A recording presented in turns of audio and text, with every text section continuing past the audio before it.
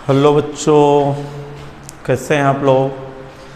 देखिए, आज के वीडियो लेक्चर में हम पढ़ने क्या जा रहे हैं। वीडियो लेक्चर में हम पढ़ने जा रहे हैं मैट्रिक्स पार्ट 20 का वीडियो लेक्चर, और इसमें हम जेईई मेंस के क्वेश्चन कराएंगे। तो आने वाले दिनों में 4-5 दिनों में जो 4-5 वीडियो लेक्चर अब लगेंगे तो मेंस लेवल के सवाल होंगे। तो आप तैयार रहिए मेंस लेवल के सवाल। तो ये सीट आपको कहाँ मिलेगी? इंटीग्रल एजुकेशन मैथ क्लास पे जाना है। देखिए, इसी वीडियो के डिस्क्रिप्शन में जैसे आपका मोबाइल होगा, ध्यान से सुन लीजिए, क्योंकि पता है मेरे से मिलते जुलते चैनल किसी ने मेरे ही चैनल की कॉपी कर ली है। सेम नाम रखा है इंटीग्रल एजुकेशन मैथ क्लासेस, बशर्ते उसकी लिंक दूसरी है, और मेरी ही प्रोफाइल फोटो लगाई है, ये भी बता दूं मैं आपको। ठीक, तो जैसे यहाँ पे आपका ये वीडियो चलेगा, ये वीडियो आपका चलेगा, मेरा वीडियो मतलब चलेगा, ये आपका मोबाइल हो गया, और यहाँ पे एक ऐसे एरो बना रहेगा। ठीक, इस एरो को टच कर लेना तो यहाँ पे एक टेलीग्राम की लिंक आएगी, इस लिंक को टच कर लेना, सीधे टेलीग्राम में ले जाएगा, ज्वाइन लिख जाएगा, तो उसको ज्वाइन कर लेना। तो एक 7 मई की पोस्ट है, 7 मई की पोस्ट है, और 7 मई की पोस्ट में मैंने सीटें डाली थी, 4 सीटें पड़ी हैं 7 मई की पोस्ट में। तो एक सीट का नाम होगा मैट्रिक्स सीट, लिखा होगा उसमें मैट्रिक्स सीट, और शायद मेरा नाम लिखा है संतोष मिश्रा सर। उसी पे जाके क्लिक करिएगा तो पीडीएफ खुलेगी, और उस पीडीएफ को आप हार्ड कॉपी ले लीजिए अथवा मोबाइल से पढ़िए, किसी तरह आप पढ़िए। तो ये आपको टेलीग्राम, आपको सभी बच्चों को ज्वाइन करना है। मैं आपको बता दूं, टेलीग्राम आपको सर्च करने में मेरा मुझसे मिलते जुलते 2-3 चैनल किसी ने बना लिए, और मेरी ही प्रोफाइल लगा दिया, ये भी बता दूं। चलिए लगाने दीजिए, इससे कोई मतलब नहीं है आपसे। आपको करना क्या है, टेलीग्राम में जाने के लिए इसी वीडियो के डिस्क्रिप्शन में मैं लिंक डालूंगा। तो डिस्क्रिप्शन की मीनिंग क्या होती है जरा समझ लें। ये आपका मोबाइल हो गया, यहाँ वीडियो चलेगा, इस एरो को टच करना, जैसे एरो को टच करोगे तो एक पेज खुलेगा नीचे ऐसे करके, यहाँ पे टेलीग्राम लिंक रखा रहेगा, उसको लिंक को टच करिएगा तो आपको टेलीग्राम में ले जाएगा, अब मेरा चैनल दिखेगा, तो इसको ज्वाइन कर लीजिएगा। अब मैं समझ में आ गया होगा सारी बातें। तो काम की बात शुरू कर देते हैं। काम की बात यह है कि बहुत अच्छे क्वेश्चन होने वाले हैं, आप मेरे साथ बने रहिएगा। आपको कंसंट्रेशन के साथ बने रहना है, कंसंट्रेशन के साथ नहीं बनोगे तो सवाल बनने वाले नहीं। तो क्या बात हो रही है, आगे की पढ़ाई की बात शुरू करते हैं। कल के वीडियो लेक्चर में मैंने आपको काफ़ी समझाने की कोशिश किया, तो मैं 2-3 दिन में आपको ये सारी बातें समाप्त कर रहा हूँ। फिर इसके आने वाले दिनों में क्या प्लान होता है, आप खुद डिसीजन लेना है। आप अपने करियर में आप खुद डिसीजन लेना है आपको। हाँ, तो लिखेंगे आप व्यू का ट्रेस। चलिए नोट्स उठाइए।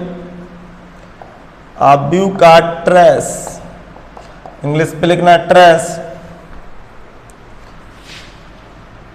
Trace of matrix, trace of matrix. देखो, ट्रेस ऑफ मैट्रिक्स होता क्या है, दिमाग लगाना।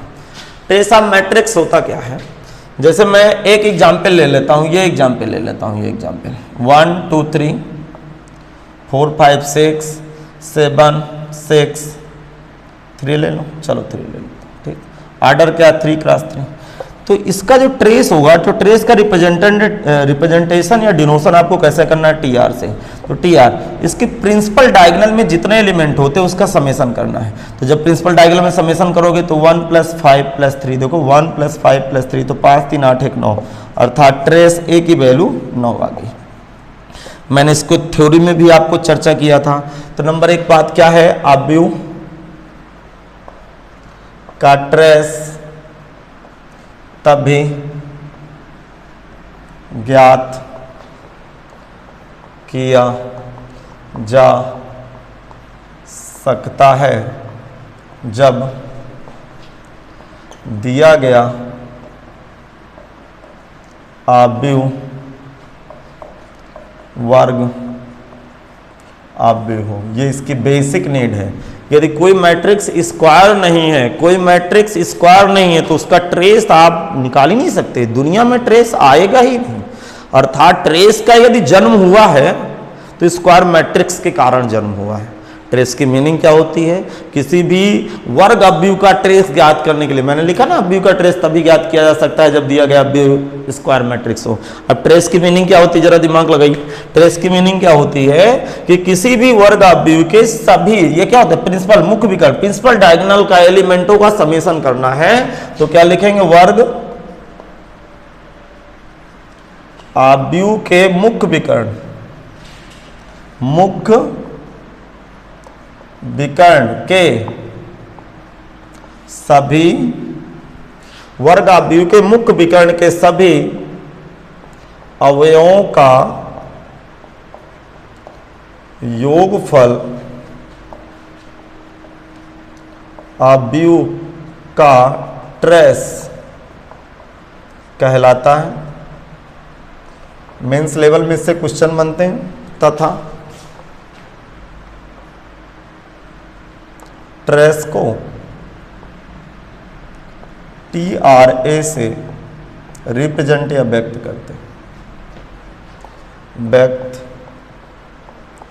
करते हैं। ठीक, ये एग्जाम्पल लगा दो। एग्जाम्पल नंबर 1 देखो, एग्जाम्पल लगाइए। तो क्या समझ में आ गया? आव्यूह का ट्रेस कब ज्ञात करते हैं? आव्यूह का ट्रेस तभी ज्ञात किया जा सकता है जब दिया गया वर्ग आव्यूह। भैया ट्रेस होता क्या है? ट्रेस क्या होता है कि किसी भी स्क्वायर मैट्रिक्स के प्रिंसिपल डायगोनल के एलिमेंटों का समेशन, जो प्रिंसिपल डायगोनल के एलिमेंटों का समेशन ट्रेस कहलाता है। यदि मैट्रिक्स ए है तो ट्रेस ए से रिप्रेजेंट करेंगे। ट्रेस को कैसे रिप्रेजेंट करते हैं? TR। अब ए की फीलिंग क्या है यार? जो मैट्रिक्स हो बी है तो ट्रेस बी डाल दे, और सी है तो ट्रेस सी डाल दे। समझ में आ गया? तो मैट्रिक्स का नाम है, इतना तो समझ में आ गया होगा। अच्छा, मैं जनरल बात करता हूँ। एग्जाम्पल नंबर 2 में जनरल बात करता हूँ। तो यदि मैं कहूँ कि ट्रेस ऑफ मैट्रिक्स, दिमाग लगाना थोड़ा सा, trace of matrix for n order,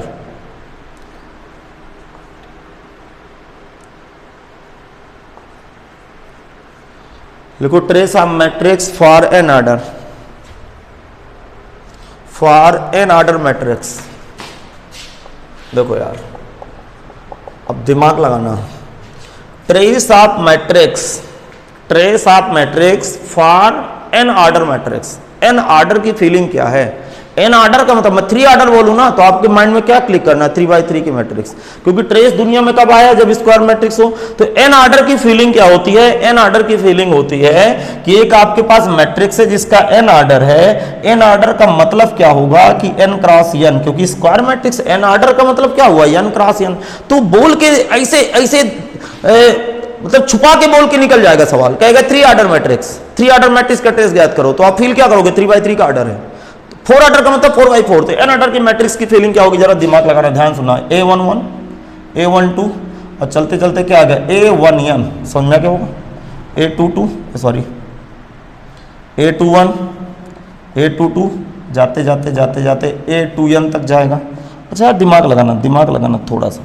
AN1 रहेगा, AN2 रहेगा, और जाते ये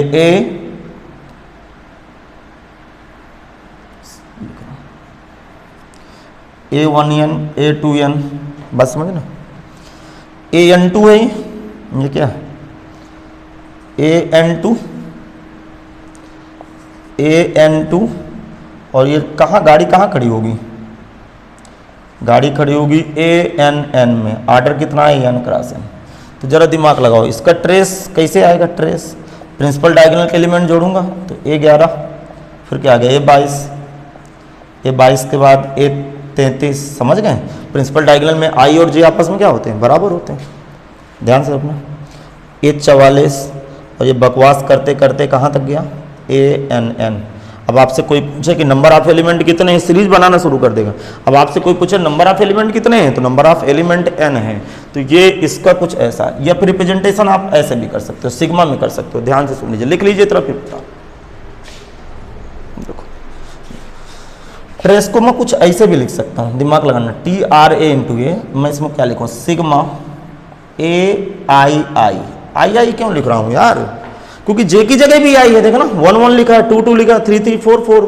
तो प्रिंसिपल डायगोनल में आई और जे आपस में क्या होते हैं? बराबर होते हैं। आपको पता हो गया होगा। और आई की जगह डालना क्या है? आई की जगह क्या डालना है? 1 to n। देखो दिमाग लगाओ, जिस दिन आई की जगह 1 डालूंगा तो A11 पैदा हो जाएगा, 2 डालूंगा तो A22 पैदा हो जाएगा, 3 डालूंगा तो A33 पैदा हो जाएगा, 4 डालूंगा तो A44 पैदा हो जाएगा। यानी तो आप इसको शॉर्टकट में ये भी लिख सकते हैं, तो आप लिख लीजिए। n क्या है आपको पता होगा? Natural number. तो n बिलोंग करेगा किसको? नेचुरल को। तो ये जल्दी से आप वीडियो को रोकिए और बड़ाक से लिखिए, बहुत इंपॉर्टेंट टॉपिक है, समझ लीजिए मजा आ जाएगी अब आप क्लास पढ़ाने पे, थोड़ा सीरियस रहें, जल्दी से उतारिए। तो आपको ये ट्रेस कंप्लीट हो गया। अब मैं वीडियो को रोक के आप लिखना शुरू कर दें, फिर इसके बाद की कहानी पकड़ें। प्रॉपर्टीज ऑफ ट्रेस, हेडिंग लिखेंगे प्रॉपर्टीज ऑफ ट्रेस।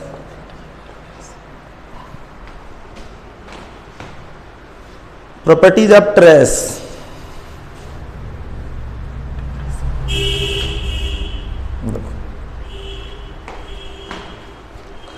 देखिए ट्रेस की प्रॉपर्टीज क्या है मैं आपको बता दूं। नंबर 1 की प्रॉपर्टीज क्या है, दिमाग लगाना थोड़ा सा।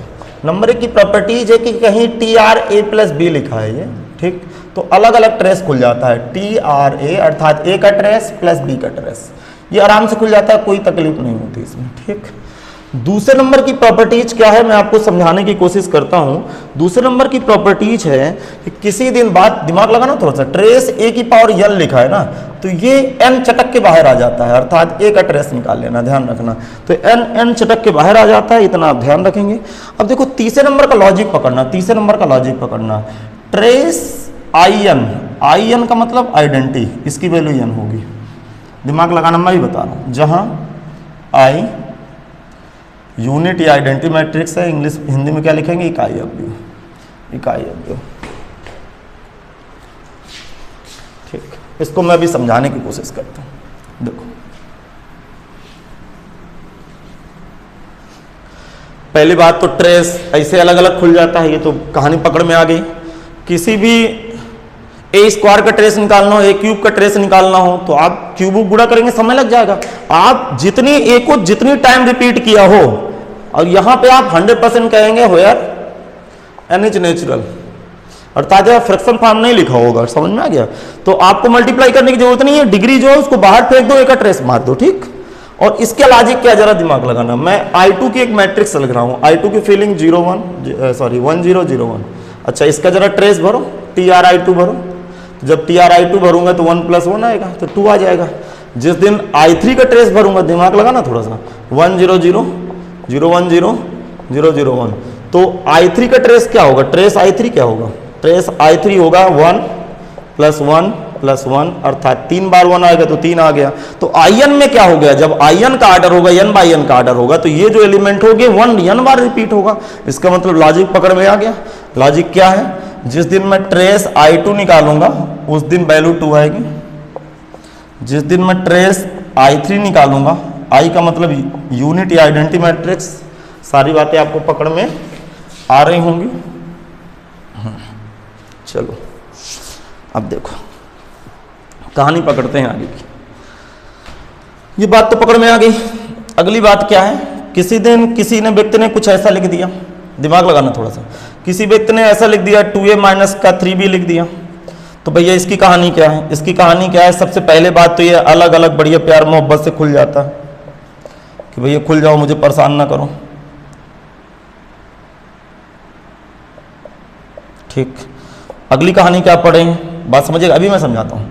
ये जो नंबर है ना, ये ट्रेस के बाहर आ जाता है, ट्रेस से ये बाहर आ जाएगा, ठीक।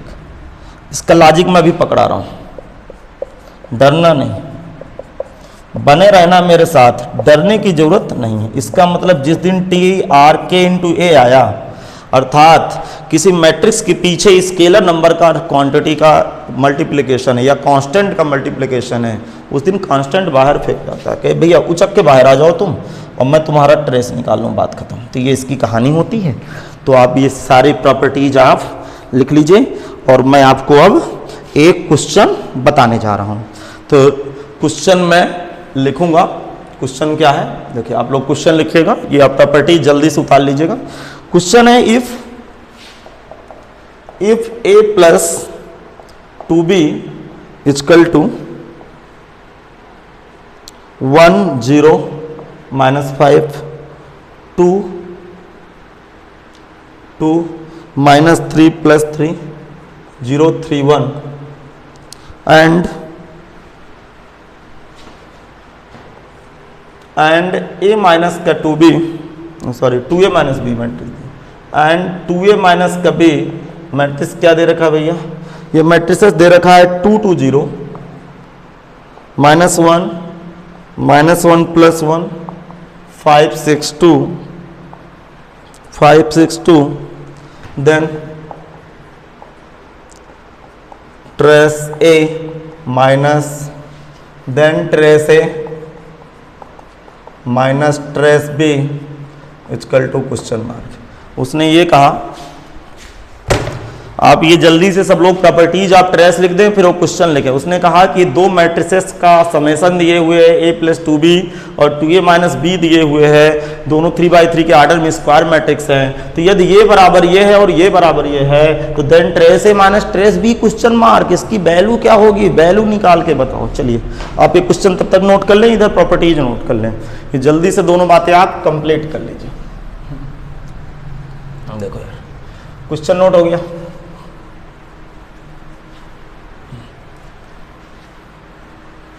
देखो यार मैं इधर से लिख रहा हूं, गिवन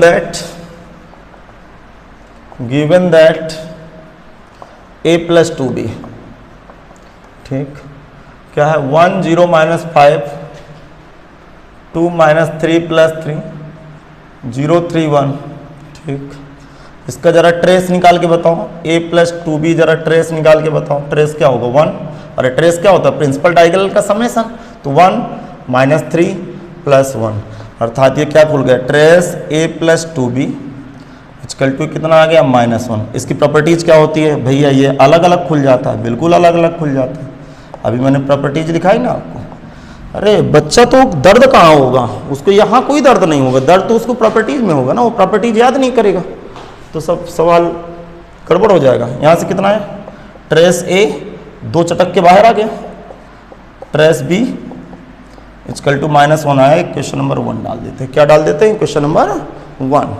और क्या दिए भैया, सुनना ध्यान से, और क्या दिए हैं, और आपके पास दिए है 2a माइनस का b इक्वल टू क्या मैट्रिक्स दिए है, 2a माइनस का b 2 2 0 2 2 0, सुनना ध्यान से, 2 2 0 -1 +1 5 6 2। हाँ जरा इसका ट्रेस भरें, ट्रेस 2a माइनस का, यार मैं इतना तो ट्रेस तो ज्ञात कर सकता हूँ ना, तो 2 -1 + 2 2 2 4 + 3, हाँ ये भी अलग अलग खुल जाएगा, तो trace 2a minus trace b equal to +3। अब दिमाग लगाना थोड़ा सा, ये इधर क्वेश्चन लिखा हुआ है, मैं क्वेश्चन नहीं मिटा रहूँगा क्योंकि आपके पास हार्ड कॉपी नहीं है, तो आप क्वेश्चन लिखते जाइएगा, जरा दिमाग लगाइए। ये उचक के बाहर आ गया, जिस दिन उचक के बाहर आ गया तो इसने क्या कहा कि भैया मेरे क्या औकात है, 2 trace a minus trace b equal to value 3 आ गई। क्वेश्चन नंबर में 2 डाल दूँ बढ़िया आराम से। अब भेजा लगाना, इक्वेशन नंबर 1 और 2 को लीनियर इक्वेशन की तरह फील करके ट्रेस a ट्रेस b की वैल्यू फाइंड करो। देखो क्या करेंगे, ऐसा करते हैं, इसमें 2 का गुणा लगा देता हूँ, ठीक, इसमें 2 का गुणा लगा देता हूँ, इसमें 2 का गुणा लगा देता हूँ और इसको जोड़ लेता हूँ। तो क्या लिखूंगा, समीकरण 2 में 2 का गुणा करने पर और समीकरण 1 से जोड़ने पर।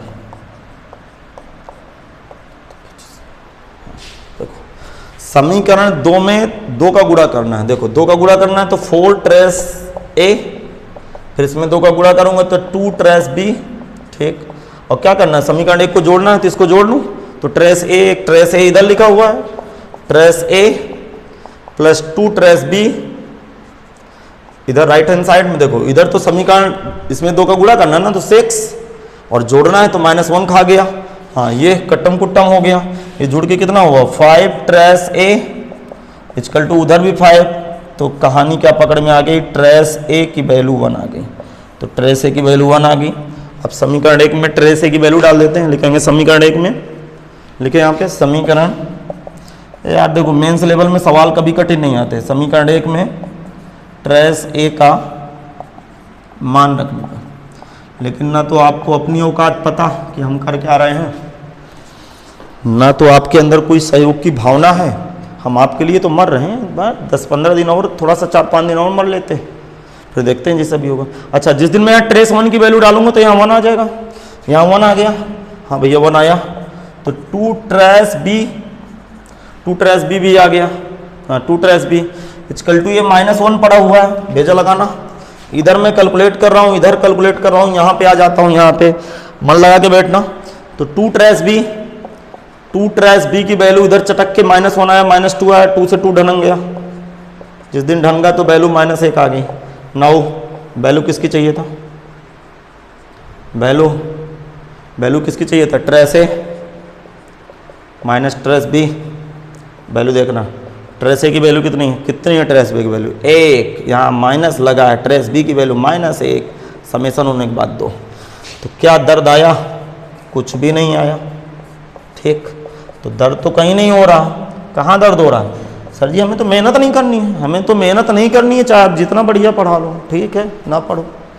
तो ये आपके सामने एक ट्रेस का मैंने प्रॉपर्टीज दिया और एक क्वेश्चन आपके सामने लॉजिक मैंने समझाया। मैं बोर्ड से क्यों हट जाता हूं, ताकि आपको पूरा बोर्ड दिखे, उस समय आप नोट कर पाए। तो अब आप नोट करिए, मैं हट गया, थोड़ी देर के लिए वीडियो रोक के आप नोट करिएगा। तो मैं आता हूं अगले क्वेश्चन की तरफ आता हूं।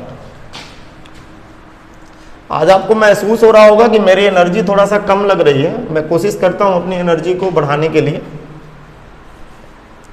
क्योंकि आपका कोई फीडबैक मिलता नहीं है मुझे, तो मेरी एनर्जी थोड़ा सा लूज होने लगती है, ठीक।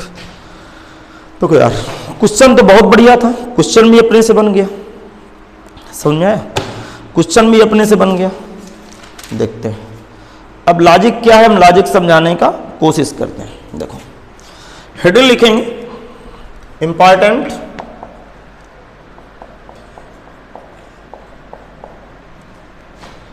Properties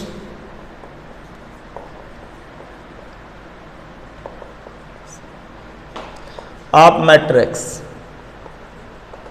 important properties of matrix, heading डालें सब लोग, important properties of matrix, important properties of matrix.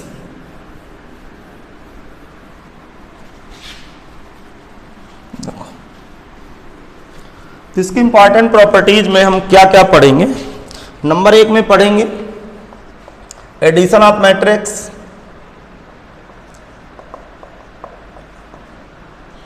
Addition of matrix. देखो यार शॉर्टकट में बताऊंगा, क्योंकि आप बोर्ड लेवल के क्वेश्चन पढ़ चुके हैं। आज से आप उस लेवल के क्वेश्चन कर रहे हैं ना जो 13 में बच्चा होता है। 13 में बच्चा होने का मतलब 13 में पहुंच गए, 12 के तो एडमिशन नहीं हुई, 13 में कैसे पहुंच गए। तो मतलब आपको लॉजिक पता है बोर्ड लेवल का सब कुछ, अब तो मेंस लेवल के हम लॉजिक पकड़ रहे हैं। तो प्रॉपर्टीज देखिए, जो अच्छा बच्चा होता है ना फील करके पढ़ता है, तो फील करके क्या पढ़ता है जरा दिमाग लगाइए। एडिशन ऑफ मैट्रिक्स, दो मैट्रिक्स कब जोड़े जाते हैं, जब दोनों का ऑर्डर सेम हो। तो जरा मैं बात करूं, लिखेंगे एडिशन ऑफ मैट्रिक्स के आगे लिखिएगा, ये आपकी हेडिंग होगी, ठीक। हेडिंग के आगे लिखेंगे एडिशन इज पॉसिबल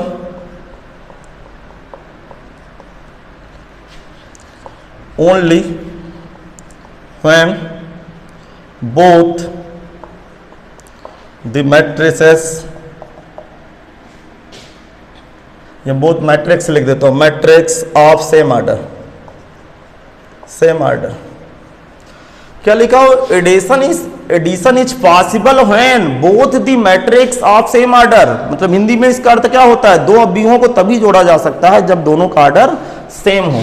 जरा दिमाग लगाइए, इफ मैट्रिक्स ए का ऑर्डर दिया है m क्रॉस n, दिमाग लगाना थोड़ा सा, मैट्रिक्स ए का ऑर्डर दिया है m cross n and matrix B का ऑर्डर दिया है p cross q, then a plus B, दिमाग लगाना, a प्लस बी यदि हुआ तो a प्लस बी हुआ तो दिस इंप्लाइज, देखिए इसका मतलब क्या हुआ कि m बराबर p हो गया, m बराबर p हुआ एंड m बराबर p हुआ और n बराबर क्या आ गया क्यू आ गया। इसका मतलब कि यदि ए ऑर्डर एक कैपिटल एक मैट्रिक्स है जिसका ऑर्डर m क्रॉस n है। देखिए ये सब चीजें आप फील कर चुके हैं, मैं शॉर्टकट में लिखाने की कोशिश करता हूं। तो कैपिटल ए एक मैट्रिक्स है जिसका ऑर्डर m क्रॉस n है, कैपिटल बी मैट्रिक्स है p क्रॉस q है। जिस दिन मैं इसको जोड़ूंगा उस दिन m p के बराबर होना चाहिए और n q के बराबर होना चाहिए। या फिर मैं लिख सकता हूं जो a प्लस बी एक मैट्रिक्स जो बनेगी, ये जो मैट्रिक्स बनेगी इसका ऑर्डर मैं चाहे m क्रॉस n लिखूं या p क्रॉस q लिखूं, दोनों का ऑर्डर ये क्या होगा, सेम होगा। अब कैसे जोड़ते हैं आपको जोड़ना आपको पता है, तो ये थोड़ा सा लॉजिक जल्दी से नोट कर लें, जल्दी से नोट करें, पेन चलाएं तेजी के साथ। हिंदी मीडियम वाले भी स्टूडेंट है, लिख लो यार, इंग्लिश से इतना समझ में सबको आता है। क्या लिखा हुआ है, addition is possible only when both the matrices of same order, अर्थात जब सेम ऑर्डर की मैट्रिक्स होगी तभी जोड़ने की इजाजत देगा। जोड़ते कैसे आपको पता है, संगत अवयव के साथ जुड़ जाता है। तो मैंने ये लिखाया कि ए और बी का एडिशन करना है तो निश्चित रूप से लॉजिक क्या है, m बराबर p होना चाहिए, n बराबर q होना चाहिए, अर्थात दो मैट्रिक्स तभी जुड़ेंगी जब दोनों का ऑर्डर सेम हो, अर्थात m क्रॉस n बराबर क्या है, p क्रॉस q, एक मैट्रिक्स ये मिल गई। चलिए आगे बढ़ाते हैं। देखो लिख गए, ये कहानी पकड़ में आ गई, ठीक। आप हेडिंग बनाते हैं, आगे आप लिख लीजिए, हेडिंग बनाते हैं, प्रॉपर्टीज देखते हैं इसके, properties of addition matrix, addition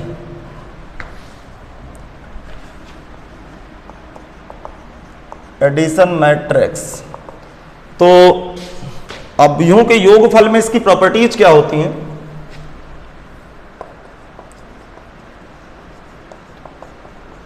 properties of addition matrix.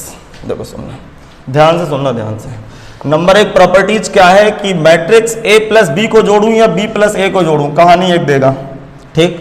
अर्थात ए में बी को जोड़ूं या बी में ए को जोड़ूं, अर्थात जिसका ऑर्डर है, जिसे हमें कम्यूटेटिव लॉ पढ़ते हैं, हिंदी में क्या बोलते हैं, क्रम विनिमय नियम। तो ये क्रम विनिमय नियम का पालन करता है। इंग्लिश में क्या पढ़ते हैं, कम्यूटेटिव लॉ। लिख लीजिए इंग्लिश में, इंग्लिश भी लिख लें, कम्यूटेटिव लॉ।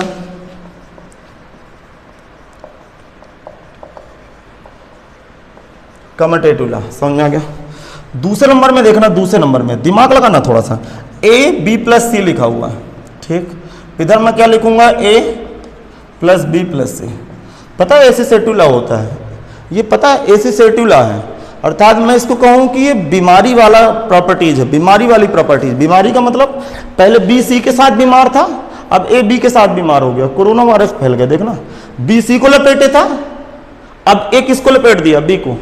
तो ये मैं लॉजिक है पकड़ा रहा हूं कि ये समराइज थोड़ा सा उल्टा सीधा होता है, पहले बी और सी के साथ जोड़ा था, अब ए प्लस बी के साथ जोड़ा है। इसको हम हिंदी में क्या पढ़ते हैं, साहचर नियम। समझ में नहीं आ गया, बीमारी का रूल मतलब समझ में आ गया। बी सी के साथ बीमार था, बी तो बीमार था सी को, तो सी को छोड़ के बी किसके साथ बीमार हो गया, ए के साथ बीमार हो गया।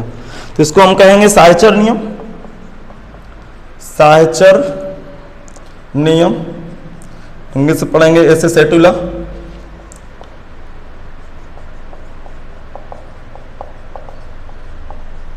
एसोसिएटिव लॉ पढ़ते हैं इसको। चलो अगली बात जरा ध्यान सुनिए, ध्यान सुनिएगा।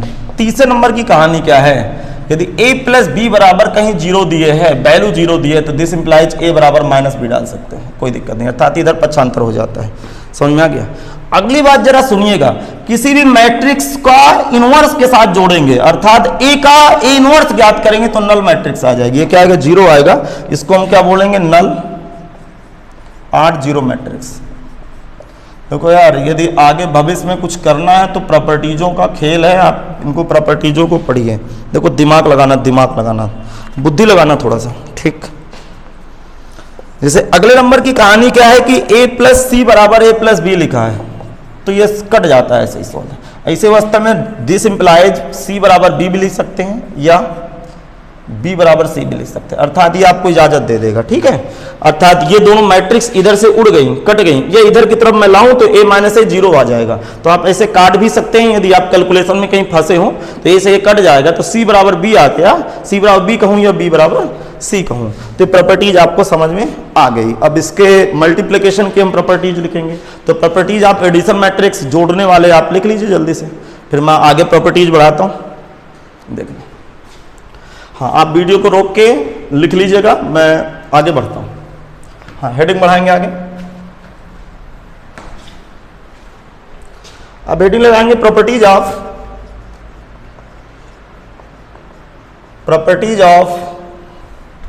मल्टीप्लिकेशन,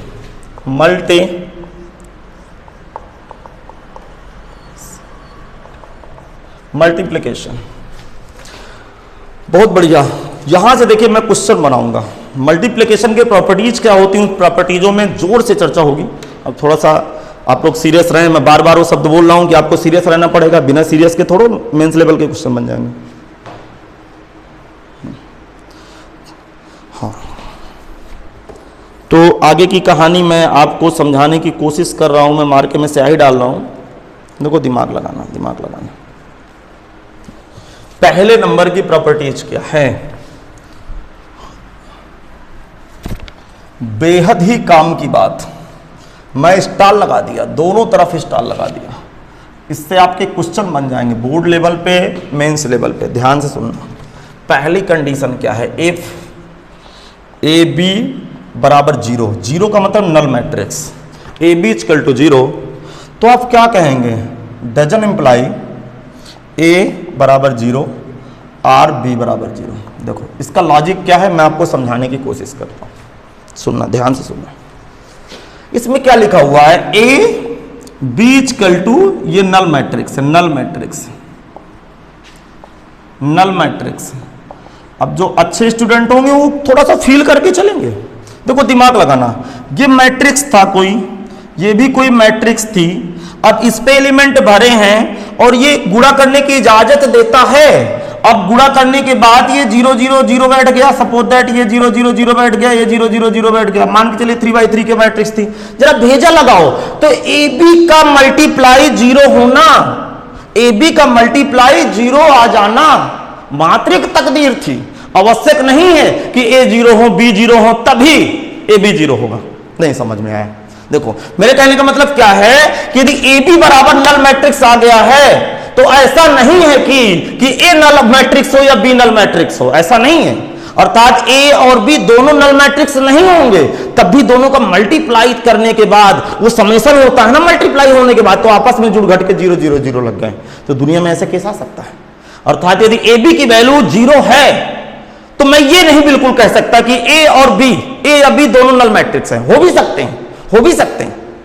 उल्टा बात के लिए मैं तैयार हूं कि यदि ए 0 है तो ए बी 0 होगा, या बी 0 है तो ए बी 0 होगा। लेकिन मैं सीधी बात के लिए तैयार नहीं हूं कि यदि ए बी 0 आया है तो जरूरी नहीं है कि ए 0 है या बी 0 है। अच्छा, दूसरी बात पकड़ना, दूसरी बात आप पकड़ने में समझदार समझ गए होंगे। देखो दूसरी बात मैं क्या लिख रहा हूं, यदि ए बी इक्वल टू 0, यदि A B equal to 0, this implies, दिमाग लगाना थोड़ा सा, this implies A equal to 0 या बी इक्वल टू 0 एंड, या फिर मैं ऐसे कह दूं या ए कामा बी डज नॉट इक्वल 0। जरा दिमाग लगाओ, देखो बात दोनों वही लिखी है। मैंने उल्टा बात समझाया कि यदि ए बी की वैल्यू 0 है तो भैया ए 0 हो सकता है, बी 0 भी हो सकता है, किंतु ए और बी डज नॉट इक्वल 0, 0 भी नहीं हो सकते, किंतु वैल्यू 0 दे देगा। क्या बात क्लिक करके आ गई? अच्छा दिमाग लगाइए, ये मैट्रिक्स ए भर दिया, ये बी भर दिया, इसमें ये अंडा लगा दिया ये, और यहां मैं कितना अच्छा कुछ भी सजा लूं, कुछ भी सजा लूं, मल्टीप्लाई दूंगा तो ये 0 0 0 0 खा जाएंगे। क्या समझ में आ गया? तो जरा सुनिए, ए में बी का गुणा करने के बाद 0 आ जाए तो ऐसा आवश्यक नहीं है कि ए और बी दोनों 0 ही हैं। दुनिया में बहुत सारे मैट्रिक्स हैं कि जो ए और बी नल मैट्रिक्स नहीं होंगे, किंतु मल्टीप्लिकेशन देने के बाद नल मैट्रिक्स बन जाएगी। लेकिन मैं उल्टा बात के लिए तैयार हूं कि यदि ए नल मैट्रिक्स है तो 100% ए बी नल मैट्रिक्स होगी, यदि बी नल मैट्रिक्स है तो 100% ए बी नल मैट्रिक्स होगी। लेकिन मैं सीधी बात के लिए तैयार नहीं हूं कि यदि ए बी नल मैट्रिक्स है तो ए व बी नल ही मैट्रिक्स होंगे, हो सकते हैं अथवा नहीं हो सकते हैं। तो आप महसूस करिए इस बात को और सीरियस होके थोड़ा सा पढ़िएगा घर में, तो आपको क्लिक कर जाएगा। चलिए आगे देखते हैं। तीसरे नंबर की कहानी क्या है, जरा ध्यान से सुनना। तीसरे नंबर की कहानी क्या है, ए बी बराबर बी ए। देखो ये कभी मिलता नहीं है, कभी नहीं मिलता, कभी कभी मिल जाएगा। कैसे मिल जाएगा, जरा दिमाग लगाना थोड़ी देर के लिए, ठीक। मैट्रिक्स ए है, मैट्रिक्स ए है 1 0 0 2 0 0 2 3, ठीक। और यहाँ 0 डाल देता हूँ, 0 0 5 डाल दूँ। अच्छा, ए बी फिर गुणा करूँ तो 2 0 0 0 3 0 0 0 7। देखो यार, जब आप ए बी का गुणा करोगे ना, ए बी का गुणा करोगे ना, तो जब ए बी गुणा करके आप देख लीजिएगा तो ऐसे गुणा हो जाएगा। ये 2 आ जाएगा, 3 2 6 आ जाएगा, यहाँ पे ये 0 आ जाएगा, यहाँ 6 आ जाएगा, 3 2 6, और 6 से लिखा हुआ 0 0 0 35 आ जाएगा। गुणा करके देख लेना। जिस दिन बी ए में ए का गुणा करेंगे तो भी ए बैठ जाएगा। 2 0 0 आप गुणा करके देख सकते हो, 6 0 0 0 35। अभी मैं इसका लॉजिक पकड़ाता हूँ, ध्यान से सुनना। इसका मतलब कि मात्र एक तकदीर थी कि ए में मैट्रिक्स ए था, मैट्रिक्स बी था, ये दोनों मैट्रिक्स हैं। ए में बी को मैंने मल्टीप्लाई दिया, बी में ए को मल्टीप्लाई दिया, दोनों बराबर बैठ गए। समझ में आ गया? यार कभी कभी तो इजाजत ही नहीं देगा, वो कहेगा कभी कभी तो ए में बी का गुणा संभव है, अब बी में ए का गुणा ही संभव नहीं है। तो दुनिया के अंदर, गणित की दुनिया में, मैट्रिक्स की दुनिया में जितने भी मैट्रिसेस हैं उनमें ए बी बराबर बी ए, जनरल बात करूं, स्टैंडर्ड बात करूं, या तो ए बी बराबर बी ए कभी नहीं होता, कभी नहीं होता। लेकिन कभी कभी हो जाता है। जब हो जाए तो इनका नाम क्या है, इनको कम्यूट मैट्रिक्स पढ़ते हैं। क्या पढ़ते हैं इंग्लिश में? Commute, COMMUTE, commute matrix. Hindi में क्या पढ़ते हैं? लघुकरण, लघुकरण मैट्रिक्स। अवयव। तो आप थोड़ा सा इन सब चीज़ों को आप याद करिए, समझ में आ गया? मैंने एक एग्जाम्पल दिया है, डायगोनल मैट्रिक्स है, विकर्ण अवयव है। ए में बी को गुणा करो या बी में ए का गुणा करो, बराबर आ जाएगा। तो कुछ ऐसे केस हैं, कुछ तकदीर में कुछ ऐसे केस आ जाते हैं, मतलब यार तकदीर सेट हो गई, सेट हो गई, अर्थात ए में बी का गुणा किए, बी में ए का गुणा किए, बराबर बैठ गया। तो जब भी ए बी बराबर बी ए आ जाए, जब भी ए बी बराबर बी ए आ जाए, तो आप कहेंगे कम्यूट मैट्रिक्स हैं ये। आप समझ में आ गया? अच्छा, जरा दिमाग लगाइए, ठीक, बेजा लगाइएगा। एक मैट्रिक्स है, मैट्रिक्स है ये मैट्रिक्स है, इसका आर्डर मैं 2/3 दे दिया, ठीक। और बी मैट्रिक्स का मैंने आर्डर दे दिया, कुछ ऐसे आर्डर दे दिया, 3/1 दे दिया, ठीक। 3/1 मतलब आप समझ गए होंगे, ये 2/3 की मैट्रिक्स है। जरा दिमाग लगाओ, ए बी में गुणा करो ना, 2 गुणे 3, और इसका आर्डर क्या है? 3 गुणे 1, तो ये मैट्रिक्स तो मैच खा गई। अच्छा, ए बी का जो डिब्बा खुलेगा वो डिब्बे का क्रम क्या होगा? 2 गुणे 1 की मैट्रिक्स आएगी। और जिस दिन इधर बी ए गुणा करूंगा, दिमाग लगाना, तो बी का आर्डर क्या है? बी का आर्डर क्या है? 3 1, 3 क्रॉस 1, और ए का आर्डर क्या है? 2 क्रॉस 3, 2 क्रॉस 3, ये 3 क्रॉस 1 है। तो ये कहेगा कि मैं गुणा ही नहीं होऊंगा। तो दुनिया के अंदर बहुत सारे केस हैं कि ए बी निकल आएगा किंतु बी ए निकाल ही नहीं पाओगे, तो बराबर की तो बात छोड़ो, वैल्यू ही नहीं देगा अपनी, मैट्रिक्स ही नहीं बनेगा।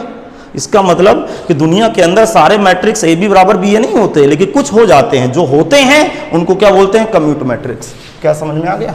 ये मतलब है मेरे कहने का मतलब ये है कि बराबर की तो बात छोड़िए, वो ए में बी का गुणा करने की इजाजत देगा किंतु बी में ए का गुणा करने की इजाजत ही नहीं देगा, तो बराबर साले कहां से बैठ गए? इसका मतलब यदि कभी बराबर बैठ गए तो मात्र एक किस्मत है, मात्र एक तकदीर है आपकी। यदि बराबर बैठ गए तो उनको क्या बोलेंगे? Commute matrix. ध्यान रखना। अगले नंबर का केस देखें, यदि ए बी बराबर माइनस का बी ए आ जाए कभी, तो एंटी कम्यूट बोलते हैं इसको। क्या बोलते हैं? Anti commute matrix. अब यार देखो, मैं जितने भी टेक्निकल टर्म इंग्लिश से लिख ले रहा हूं, आप लोग अपना कवर कर लेना, ठीक। अच्छा, दिमाग लगाना। अगले नंबर की कहानी ये, A cross means multiply, B plus C कहीं ऐसा लिखा हो तो कुछ नहीं करना, आपको सीधा सीधा गुणा कर देना है। ए क्रॉस बी प्लस ए क्रॉस सी, ये ऐसे खुल जाएगा, कोई दिक्कत नहीं। अगले नंबर पे दिमाग लगाना, अगले नंबर पे ए और बी और सी के साथ बीमार है, वही बीमारी वाली प्रॉपर्टीज, बीमारी वाली प्रॉपर्टीज का मतलब बी सी के साथ लपेटे में है, तो अब ए बी को बीमार कर देगा और सी बाहर हो जाएगा। तो ये भी प्रॉपर्टीज लगती है, आप ध्यान से सुन लें। आगे की कहानी देखें, ध्यान से सुनिएगा, ध्यान सुनिएगा। हम क्या पढ़ेंगे? ए में आई का गुणा करूं या आई में ए का गुणा करूं, आई इज आइडेंटिटी। ए में आई का गुणा करूं या आई में ए का गुणा करूं, तो वैल्यू ए ही देगा। आप दूसरे शब्दों में कह सकते हैं कि ए इंटू आई और आई इंटू ए आई और आई इंटू ए बराबर है, अर्थात ए आई और आई एक कम्यूट मैट्रिक्स है। यदि कम्यूट होगा तो दोनों आपस में क्या होगा, बराबर होगा। वेयर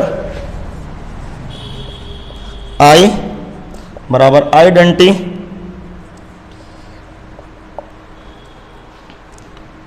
आइडेंटिटी मैट्रिक्स इकाई अवयव, ध्यान रखें इकाई अवयव।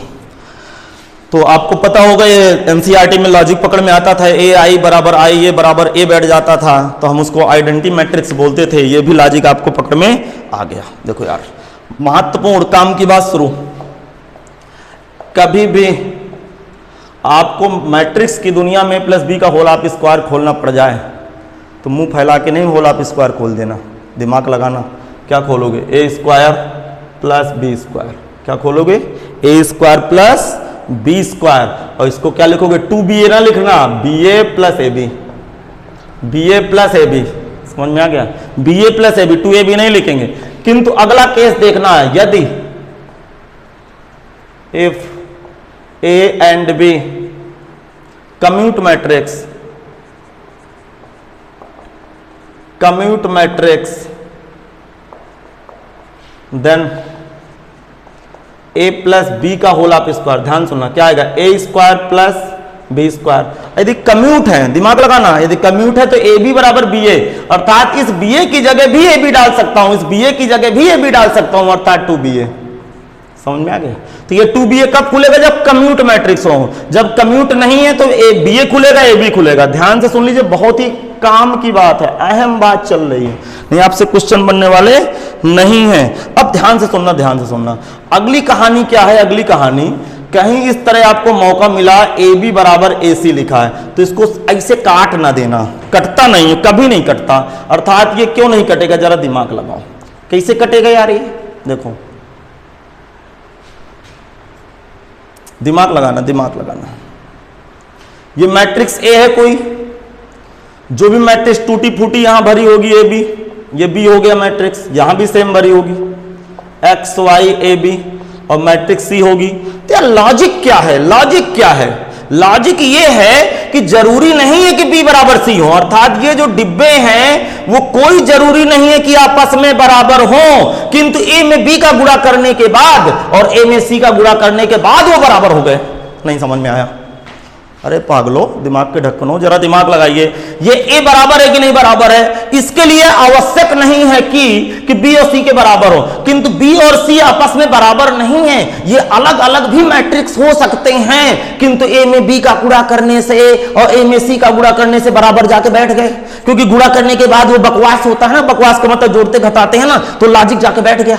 क्या पकड़ में बात आई, इसका मतलब कि कभी भी इस तरह की तकदीर ना खोल देना कि बी बराबर सी लिख देना, एक गलत बात है। मैं डजन इंप्लाई लिखा हूं, डजन इंप्लाई का मतलब ये नहीं हो सकता, आप ध्यान रखिएगा। डजन इंप्लाई यदि मैं तीर को काट दूं तो आप क्या कह सकते हैं कि ए बी बराबर ए सी है तो बी बराबर सी नहीं हो सकता, या हो सकता है या नहीं हो सकता, दोनों बातें कुल मिला के। चलो अगली बात क्या है, अगली बात मैं आपको समझाने की कोशिश करता हूं, दिमाग लगाइएगा, भेजा लगाइएगा, थोड़ा सा भेजा लगाइएगा। अगला नंबर आई एक्स होगा, आइडेंटिटी का स्क्वायर करेंगे तो आई ही आएगा, अर्थात यूनिक मैट्रिक्स को, कल शायद मैंने बताया था, यूनिट मैट्रिक्स को जितनी बार आप मल्टीप्लाई करो, जितनी बार मल्टीप्लाई करो, आई क्यूब करेंगे तो भी आई आएगा। समझ में आ रहा, आई की पावर n करेंगे तो भी आई आएगा। अर्थात ये यार ऐसा जिद्दी आदमी है, वो कह रहा है कि आइडेंटिटी को आप n बार मल्टीप्लाई कर दो, where n is natural, where n belong natural. अर्थात कोई बंदा कहा, किसी व्यक्ति ने कहा कि सर जी आई की पावर 100 की वैल्यू, मैंने बोला आई, और कहा अच्छा आई, हाँ आई भाई, तो इसका मतलब आई का मतलब आई। अब इसको चाहे जितनी बड़ी डिग्री लगी हो, अब आप कहेंगे आई की पावर 3/2, तो भैया आप गुणा करो, मेरे बस से बाहर है, तो डिग्री इंटेजर पड़ी होगी। ध्यान से सुन लीजिए, तो महत्वपूर्ण बात इन दोनों बातों पे फिर से ध्यान से सुन लें। यदि ए बी का मल्टीप्लिकेशन नल मैट्रिक्स है तो कोई जरूरी नहीं है कि ए बी 0 हो। जरा सुनिए, मैंने यहां पे ज्यादा एक्सप्लेन किया, यदि ए बी नल मैट्रिक्स है तो ए 0 या बी 0 हो सकता है, किंतु A B does not equal 0 हो सकते हैं। मैं उल्टा बात के लिए तैयार हूं कि यदि ए 0 है तो निश्चित रूप से ए बी 0 होगा। जरा बात समझिएगा, यदि बी 0 है तो ए बी 0 होगा, किंतु बहुत सारे ऐसे केस हैं कि ए और बी नल मैट्रिक्स नहीं है, किंतु मल्टीप्लिकेशन उनका नल मैट्रिक्स बन गया। क्या समझ में आ गया? यदि ए बी बराबर बी है तो कम्यूट मैट्रिक्स, यदि ए बी बराबर माइनस बी है तो एंटी कम्यूट हो गया। ये प्रॉपर्टीज है दोनों, ये भी आप समझ गए होंगे। आप इसका होल हाफ स्क्वायर खोलना है तो B A plus A B लिखेंगे, किंतु ए एंड बी यदि कम्यूट है तो ये दोनों इक्वलेट हो गए। तो यहां भी ए बी डालूंगा तो 2ba या 2ab लिख सकता हूं, तो चाहे 2ba लिख दूं या 2ab लिख दूं, इसको मैं ऐसे भी लिख सकता हूं a square plus B square 2ba ab भी लिख सकता हूं। तो आप तैयार रहिए इस बातों के लिए। हाँ चलिए अब मैं कुछ क्वेश्चन बनाता हूं इसके मैं कुछ क्वेश्चन बनाता हूं। आप वीडियो को रोक के आप इतना कंप्लीट कर लीजिएगा। वीडियो को रोकने के बाद आप इतनी बातें आप कंप्लीट कर लीजिएगा। देखो प्रश्न में क्या कह रहा है, प्रश्न में क्या कह रहा है, ध्यान से सुनना। प्रश्न में कह रहा है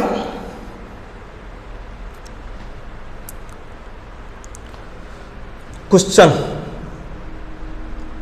यदि कैपिटल ए बराबर 1102 देखिए सीट की जो फोटोकॉपी यहां जीरो गलत लिखा हुआ है तो गलत है, तो सिद्ध किए रहे, तो सिद्ध कीजिए या सिद्ध कीजिए, तो सिद्ध कीजिए ए स्क्वायर बराबर 3a = 2i और इसकी सहायता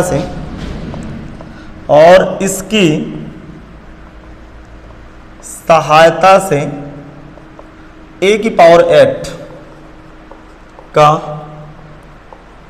मान ज्ञात करें। बहुत बढ़िया क्वेश्चन, छोटे छोटे क्वेश्चन हैं। आप लोग इन क्वेश्चनों को लिखना शुरू कर दें, जल्दी से क्वेश्चन लिखें। क्वेश्चन क्या लिखना है? यदि a इतना है, यदि a इतना है तो सिद्ध करें a स्क्वायर बराबर 3a - 2i और इसी की हेल्प से a की पावर 8 की वैल्यू भी फाइंड करें। क्वेश्चन लिख लें तुरंत। देखो यार क्वेश्चन की कहानी क्या मैं समझाता हूं। नाउ ए स्क्वायर देख लेते हैं। नाउ ए स्क्वायर का मतलब दुनिया में कब आया? जब ए में का गुणा होगा। ठीक, 1102 आ गया। फिर मैं रिपीट कर दूं 1102। जिस दिन मैं इसको मल्टीप्लाई दूंगा उस दिन ये इधर चिपक जाते हैं पेंसिल से, तो 1, ये 1 आ गया, समझ गया। ये प्लस का 0 हो गया। यहाँ कितना है? 1 + 2 3 आ गया, समझ में आ गया होगा। जिस दिन इसको 0 दूंगा तो 0 0 0 चिपक गया, 0 प्लस का 4 आ गया। तो ए स्क्वायर की वैल्यू आपके सामने भरी। नाउ 3a माइनस का 2i देख लूँ, 2i देख लूँ तो 3a, a का मतलब क्या है? ये मैट्रिक्स डाल दूँ 1102 - 2 आइडेंटिटी आपसे छुपा लेता है। गिवन मैट्रिक्स 2/2 का ऑर्डर है, अर्थात आप कहें कि 2 ऑर्डर की मैट्रिक्स है। 2 ऑर्डर बोले या 2/2 बोले, एक ही मतलब है, उसकी फीलिंग एक ही होनी चाहिए। तो 3a - 2i = आइडेंटिटी डालूंगा तो 2 ऑर्डर की डालूंगा, 2/2 ऑर्डर की। अब जरा दिमाग लगाइए। अब आपको क्या पता है, पढ़ाई आप बोर्ड लेवल की परीक्षा, बोर्ड लेवल के स्तर में क्या पढ़ें कि यदि मैट्रिक्स के पीछे कोई भी कांस्टेंट नंबर स्केलर क्वांटिटी है तो अंदर सबको भी मार कर देता है। ठीक है, तो सबको वायरस दे दिया। ये 2002 आ गया। जरा दिमाग लगा, यहां ध्यान से देखें। तो 3a - 2i वैल्यू कितनी आ गई? 3 में 2 गए 1। अरे सब्ट्रैक्शन करना है ना, तो सब्ट्रैक्शन कब होता है? जब ऑर्डर सेम हो। जब ऑर्डर सेम हो समझ में आ गया। तो 3 में 2 गए 1, समझ में आ गया। 3 में 0 गए 3, ठीक, और 0 में 0 गए भाई साहब 0, और 6 में 2 गए 4। तो क्या वैल्यू नहीं आ गई? अतः a स्क्वायर बराबर 3a - 2i प्रूफ हो गया। अतः a स्क्वायर बराबर 3a - 2i। यार यहां तक थोड़ा कुछ दर्द होगा। मैं इस क्वेश्चन को लगाने के लिए यहां इस क्वेश्चन के लिए थोड़ा गया था। मैं तो गया हूं क्वेश्चन a की पावर 8 की वैल्यू ज्ञात करने के लिए। अब a की पावर 8 की वैल्यू ज्ञात करूंगा तो इसको 8 बार मल्टीप्लाई करूंगा तो मुझे नानी याद आ जाएगी। तो कैसे ज्ञात करूंगा मैं बता रहा हूं। अब इसी के हेल्प से, इसके हेल्प से a की पावर 8 की वैल्यू मैं डालूंगा। ध्यान से सुनना, ध्यान से। अब इसको मैं स्क्वायरिंग कर दूंगा दोनों पक्षों का वर्ग करने पर। दोनों पक्षों का वर्ग करने पर, जिस दिन मैं दोनों पक्षों का वर्ग करूंगा उस दिन एक किस्मत क्या चमकेगी? a की पावर 4 हो जाएगा। और ये इधर चमक जाएगा a माइनस 2i का होल ऑफ स्क्वायर, तो a की पावर 4 9a स्क्वायर, ध्यान से 9a स्क्वायर, और ये कितना आएगा, ये कितना आएगा प्लस का 4i स्क्वायर, समझ गए। देखो होल ऑफ स्क्वायर खोलते समय आप ध्यान रखें कम्यूट है कि एंटी कम्यूट है, या कम्यूट नहीं है, तो a में i का गुणा करूं या i में a का गुणा करूं तो कम्यूट मैट्रिक्स होता, अभी मैंने बताया ना। देखिए ध्यान रखिए a इंटू आई बराबर i इंटू ए, दोनों बराबर होते हैं, किसके बराबर, तो जिस दिन a में i का गुणा करूं या i में a का गुणा करूं तो आएगा, तो कम्यूट है, जब कम्यूट है तो 2ab के साथ खुल जाता है, तो माइनस 2ab 3 दूना 6 12ai ये खुल गया। यदि कम्यूट नहीं होता तो समझ गए होंगे, एक बार ऐसे खुलेगा 3ab और फिर ऐसे खुलेगा माइनस के साथ, तो ध्यान रखना कम्यूट मैट्रिक्स है इसीलिए ऐसा खुल गया।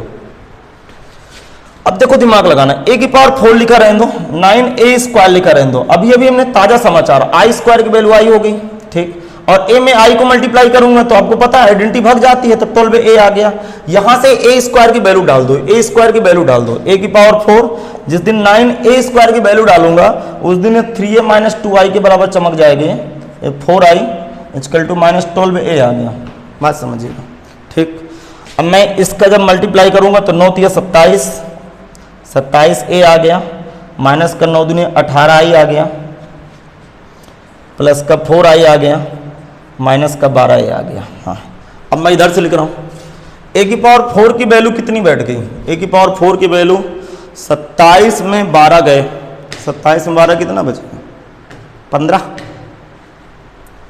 अरे 15 12 27 सही 15a, ठीक, और ये कितना आएगा माइनस का 14i, माइनस का 14i, पुनः दोनों पक्षों का वर्ग कर दो, पुनः दोनों पक्षों का वर्ग करने पर a की पावर 8 बैठ गया, हाँ इसी का तो इंतजार था भैया, माइनस 14i का होल ऑफ स्क्वायर, जरा सुनिए a की पावर 8, दिमाग लगाना थोड़ा सा, फर्जी ना परेशान करना।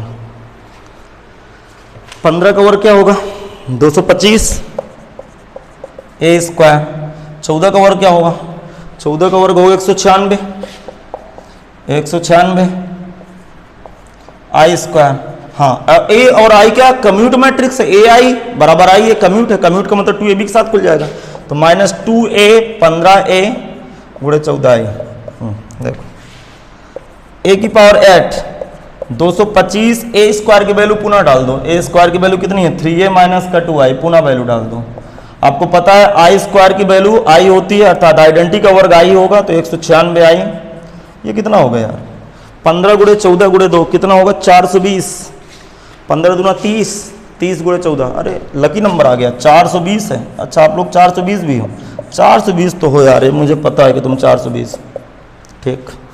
अब यार इसका लॉजिक पकड़ लेना आप लोग, लॉजिक ये है कि ये कितना होगा 15 675 a माइनस 225 गुणे 2 250 आई, 250 आई, प्लस का 196 आई, और a इंटू आई बराबर आई होगा तो 420 आई आ गए। यार अब इसको जोड़ घटा लो, मुझे परेशान ना करो।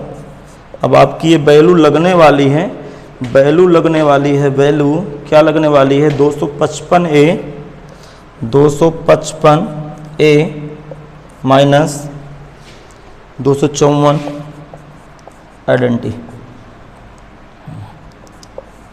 बढ़िया क्वेश्चन है, क्वेश्चन ये भी समाप्त हो गया। उम्मीद है कि आपको छोटी छोटी बातें समझ में मेरी आ रही होंगी। तो आपको मेरे साथ बने रहना है, कंसंट्रेशन के साथ बने रहना है। मैं आपके साथ बेहतर करता चला जाऊंगा, परेशान होने की जरूरत नहीं है। तो ये आपके सामने क्वेश्चन लिखा हुआ है, आप वीडियो को रोकें और क्वेश्चन कर लें। मैं अगले क्वेश्चन की तरफ बढ़ जाता हूँ। अगले क्वेश्चन की तरफ कैसे बढ़ता हूँ, देखो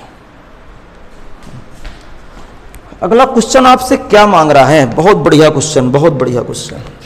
हाँ क्वेश्चन मैं नंबर ही नहीं कर रहा हूँ, क्यों लिख दे रहा हूँ, तो आप लोग कर लीजिएगा। आप सीटों में क्वेश्चन है, देखो क्वेश्चन क्या रहा है। इफ ए बी बराबर बी एंड बी ए बराबर A then A square plus B square question mark. देखो वो क्या कहा, देखो मैं प्रॉपर्टीज लगाते लगाते ना यहां इसके पास पहुंच जाऊंगा। उसने क्या कहा कि ए बी बराबर बी, बी ए बराबर ए, तो देन वैल्यू बताइए किसकी, A square plus B square is question mark. तो गिवन दैट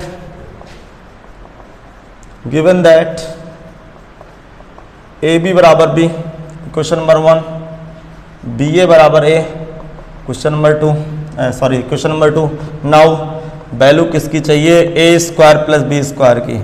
हाँ बने रहिएगा मेरे साथ, बिल्कुल मन लगा के बने रहिएगा, मन की आंखों से देखिएगा, डूब जाइए पढ़ाई में, तब जाके मजा आती। कैसे मजा आएगी। अच्छा ए स्क्वायर दुनिया में क्या होता है, ए इंटू ए। अच्छा बी स्क्वायर तब क्या होगा, बी इंटू बी। छोटे से छोटे बच्चे को पता है, ध्यान से सुनना। ठीक, इस ए को मैं लिख दूं, कोई प्रॉब्लम नहीं है आपको। इसको क्या लिख दूं, ए बराबर, इस ए को क्या लिख दूं, बी ए। हाँ भैया बी ए हो गया, चलो इस बी को लिखा रहने दूं, इस बी को क्या लिख दूं, इस बी को क्या लिख दूं, ए बी। नहीं आया समझ, ए बी लिख दूं। अब आगे जरा लॉजिक पकड़ना, अब आगे आपको लॉजिक पकड़ना है। वही प्रॉपर्टी लगा तो बीमारी वाली, बी में ए बीमार था ना, तो अब ए में बी को बीमार कर देता हूं कि भैया तुम बीमार हो जाओ, तुम आगे बढ़ जाओ। नहीं आया समझ, आ गया समझ, देखो दिमाग लगाना। फिर मैं ए में बी बीमार था तो बी में ए को बीमार कर दूं, ये कोरोना वायरस इसको छोड़ दिया, इसको पकड़ लिया। अच्छा दिमाग लगाना, ए बी की वैल्यू कितनी है, ए बी बराबर बी है, देखना दरअसल ए बी बराबर बी है, तो जब ए बी बराबर बी है तो बी ए हो गया। क्या समझ में आ रहा है, ये बी ए हो गया। नहीं है समझ में, देखो ए बी की जगह, ये ए बी की जगह बी है और बी ए की जगह क्या है, ए है, तो बी ए की जगह ए है तो ए बी आ गया। पुनः ध्यान से देखना, बी ए की जगह क्या है, ए, बी ए की जगह ए है और ए बी की जगह क्या है, बी। यार क्या बकवास कर रहे हैं, ए बी सी डी में सवाल है, क्या खोपड़ी लगाई है सवाल बनाने वाले ने। हाँ ये इसका आंसर आ गया है ए प्लस बी। हाँ ये इसका आंसर आपके सामने है। मैं अगले क्वेश्चन की तैयारी पे हूँ, आ जाता हूँ अगले क्वेश्चन के लिए, तब तक आप इसको नोट कर लें, जल्दी करें। हाँ अगला क्वेश्चन क्या है देखें जरा, अगला क्वेश्चन आपसे क्या कह रहा है। अगला क्वेश्चन कह रहा है आपसे, if A equal to omega 0 0 omega, omega है ठीक, देन ओमेगा की पावर ए की पावर 17 क्वेश्चन मार्क। अरे वो क्या कह रहा है, वेयर ओमेगा बराबर इकाई का घनमूल। हाँ क्यूबिक रूट यूनिटी, समझ में आ गया, क्यूबिक रूट यूनिटी है, इकाई का घनमूल है। पढ़े होंगे कक्षा 11 में कॉम्प्लेक्स नंबर में। अरे ध्यान से सुनना, ध्यान से। कैपिटल ए की वैल्यू कुछ ऐसे 2/2 के ऑर्डर की मैट्रिक्स है, कह रहा है कि 70 बार इसको मल्टीप्लाई करो, 70 बार इसको मल्टीप्लाई करो। अरे 70 बार की बात छोड़ो, 2-3 बार के गुणा करने में प्राण चले जाएंगे अपने, और वो कह रहा है 70 बार गुणा करो, दिमाग लगाना। Now given that capital A equal to omega 0 0 omega, क्या समझ में आ रहा, ओमेगा 0 0 ओमेगा, समझ में आ रहा। नाउ ए स्क्वायर ओमेगा 0 0 ओमेगा, ठीक, ओमेगा 0 0 ओमेगा। यार देखो यार, कभी भी डायगोनल मैट्रिक्स है, डायगोनल मैट्रिक्स का मतलब प्रिंसिपल डायगोनल में एलिमेंट भरे हो और वहां के 0 हो, तो ये प्रिंसिपल डायगोनल के मल्टीप्लाई हो जाता है। अच्छा ध्यान से सुनना, यहाँ ओमेगा 0 डालूंगा तो ओमेगा स्क्वायर प्लस 0 तो ओमेगा स्क्वायर हो गया, 0 प्लस 0 यहाँ 0 आ जाएगा। फिर डालूंगा 0 ओमेगा तो 0 प्लस 0 यहाँ 0 बैठ जाएगा, 0 प्लस ओमेगा स्क्वायर तो ये ओमेगा स्क्वायर आ गया। बात समझ में आ गई। इसी प्रकार तो कभी भी इस तरह के मल्टीप्लिकेशन करना हो, कुछ नहीं करना, आप इसको पकड़िए, इन दोनों को मल्टीप्लाई मार दीजिए, बाकी 0 डाल दीजिए, फालतू समय मत खराब करो। ए क्यूब, दिमाग लगाना थोड़ा सा। ए क्यूब की फीलिंग क्या होगी, ए स्क्वायर मल्टीप्लाई है तो ए क्यूब क्या है भैया, ओमेगा स्क्वायर 0 0 ओमेगा। ध्यान से सुनना, ध्यान से क्या है, ओमेगा 0 0 ओमेगा। 100% जब गुणा करोगे तो ओमेगा क्यूब हो जाएगा, गुणा करके देख लीजिएगा, ओमेगा क्यूब 0 0 ओमेगा क्यूब। तो यार माइंड में एक ट्रेंड आया, एक पैटर्न आया माइंड में। अच्छा जिस दिन मैं स्क्वायर करता हूं तो ओमेगा की पावर 2 देता है, और जिस दिन मैं घात 3 ओमेगा क्यूब करता हूं तो ओमेगा की डिग्री 3 देता है। इसका मतलब जिस दिन मैं ओमेगा की ए की पावर 10 करूंगा उस दिन ओमेगा की पावर 10 हो जाएगा। इसी प्रकार मैं क्या लिख सकता हूँ, अब मैं इसका ट्रेंड पकड़ूं यार कि ये साला तमाशा क्या कर रहा है। तो तमाशा कर रहा है ये, कह रहा मुझे 70 की डिग्री लगा दो, बात खत्म करो। ये 70 की डिग्री लग गई, क्या समझ में आ गया, लिख लो। अब देखो, अब मैं ओमेगा की पावर 70 को यहां पे डिफाइन कर रहा हूं, ध्यान से सुनना। ओमेगा क्यूब की पावर 23, 3 त्रिकाई 9, 3 दूना 6 इंटू ओमेगा, समझ में आ गया। अरे 3 का भाग लगा दो ना, क्योंकि ओमेगा क्यूब की वैल्यू 1 होती है, ओमेगा की पावर 17 है भरी हुई। देखो ध्यान, ये बैलेंसिंग हुई। अब इसकी वैल्यू क्या है, इसकी वैल्यू 1 है, तो इसकी वैल्यू 1 की पावर 23 इंटू ओमेगा। कुल मिला के आप क्या कह सकते हैं कि ओमेगा की पावर 70 की वैल्यू तो ओमेगा के बराबर खा गई, क्योंकि आपको पता होगा ओमेगा क्यूब की पावर 23 69 और ओमेगा क्यूब की वैल्यू 1 होती है, तो 1 की पावर 23 1 इंटू ओमेगा, तो ये वैल्यू तो ओमेगा ही है। अर्थात ओमेगा की पावर 70 की वैल्यू ओमेगा 0 ओमेगा। बोले तो इसका भावार्थ क्या, कैपिटल ए, कैपिटल ए के बराबर हो गया। तो ए की power 70 equal to capital A आ गया। तो बहुत लॉजिक वाले क्वेश्चन है, बिल्कुल एकदम से क्वेश्चन की फील आनी चाहिए। बाकी क्वेश्चनों में कुछ नहीं, आप समझ गए होंगे कि जो कंपटीशन लेवल के क्वेश्चन होते हैं बोर्ड लेवल से भी सरल होते हैं, किंतु आपके पास बेसिक कॉन्सेप्ट बेहतर होना चाहिए। हाँ, अच्छे क्वेश्चन की तरफ आ जाते हैं। क्वेश्चन नंबर अगला देखते हैं, क्वेश्चन नंबर अगले पे चलते हैं, अगले पे। देखो क्वेश्चन नंबर अगला आपसे क्या रहा है, क्या कह रहा है, मैं आपको समझाने की कोशिश करता हूं। If M, capital M is matrix of 3 cross 3 order, 3 cross 3 order, and then M 0 1 0 is equal to minus 1 2 3, ठीक, and capital M 1 minus 1 0 is equal to 1 1 minus 1, and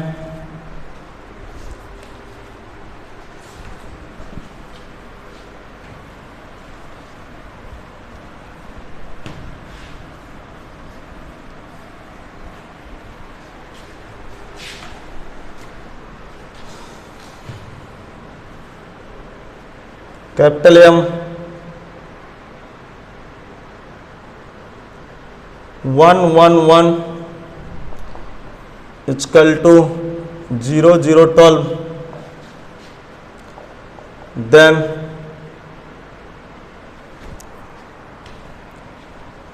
find the matrix of M, find the matrix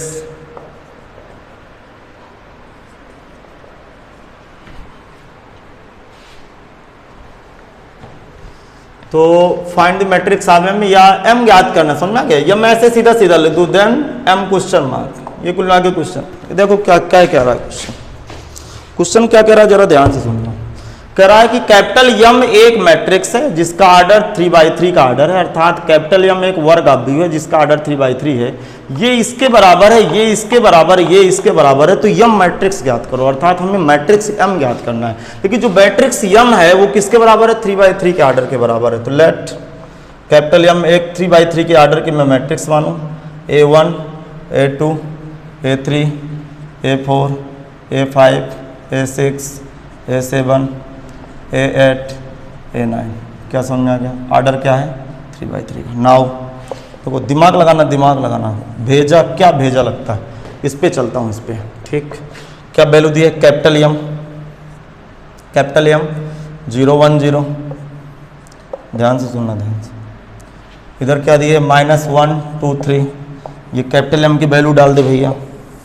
जिस दिन capital M की value डालूंगा उस दिन क्या दिखेगा, A1 A2 A3 A4 A5 A6 A7 A8 A9 0 1 0। इधर क्या चमकेगा, इधर चमकेगा -1 2 3। हाँ, इन दोनों को मल्टीप्लिकेशन लगाऊं, आपको पता है इसका ऑर्डर क्या है, रफ कार 3/3 इसका आर्डर क्या है 3/3, इसका आर्डर क्या है 3x1, मैच कर गया 3 से 3 और 3x1 की आर्डर मिलेगी जो कि राइट हैंड साइड के बराबर है। जिस दिन मैं इसका गुणा करूंगा उस दिन यहाँ रफ कार 0 1 0 लगाऊंगा तो इसका मल्टीप्लिकेशन देखना 0 + A2 + 0, अर्थात इधर हल कर रहा हूँ इधर में ये केवल A2 आ जाएगा 100%।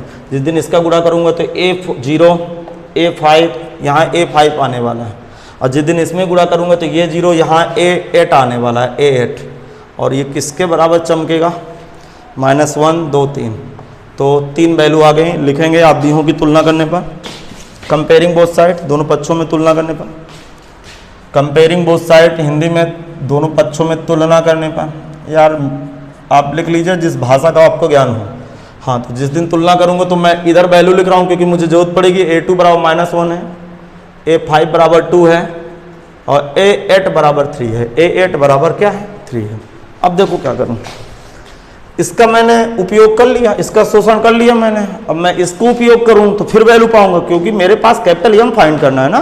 तो जब कैपिटल M फाइंड करना है तो कैपिटल M 3x3 की एक मैट्रिक्स है, 3x3 की एक स्क्वायर मैट्रिक्स है और उस स्क्वायर मैट्रिक्स में 9 एलिमेंट भरे हुए हैं ना। तो जब 9 एलिमेंट भरे हुए हैं तो आपको पता है कि 9 एलिमेंट निकालने पड़ेंगे जिसके 3 एलिमेंट आपके सामने पड़े हुए हैं। तो नाउ ध्यान से सुनो, ध्यान से, नाउ क्या है कैपिटल M, इसको उठा रहा हूं 1 - 1 0 = 1 1 - 1।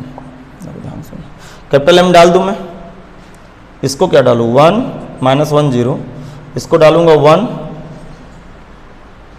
1 - 1। चलो इसको जरा मल्टीप्लाई दीजिए, 1 - 1 0 मल्टीप्लाई दीजिए इसको।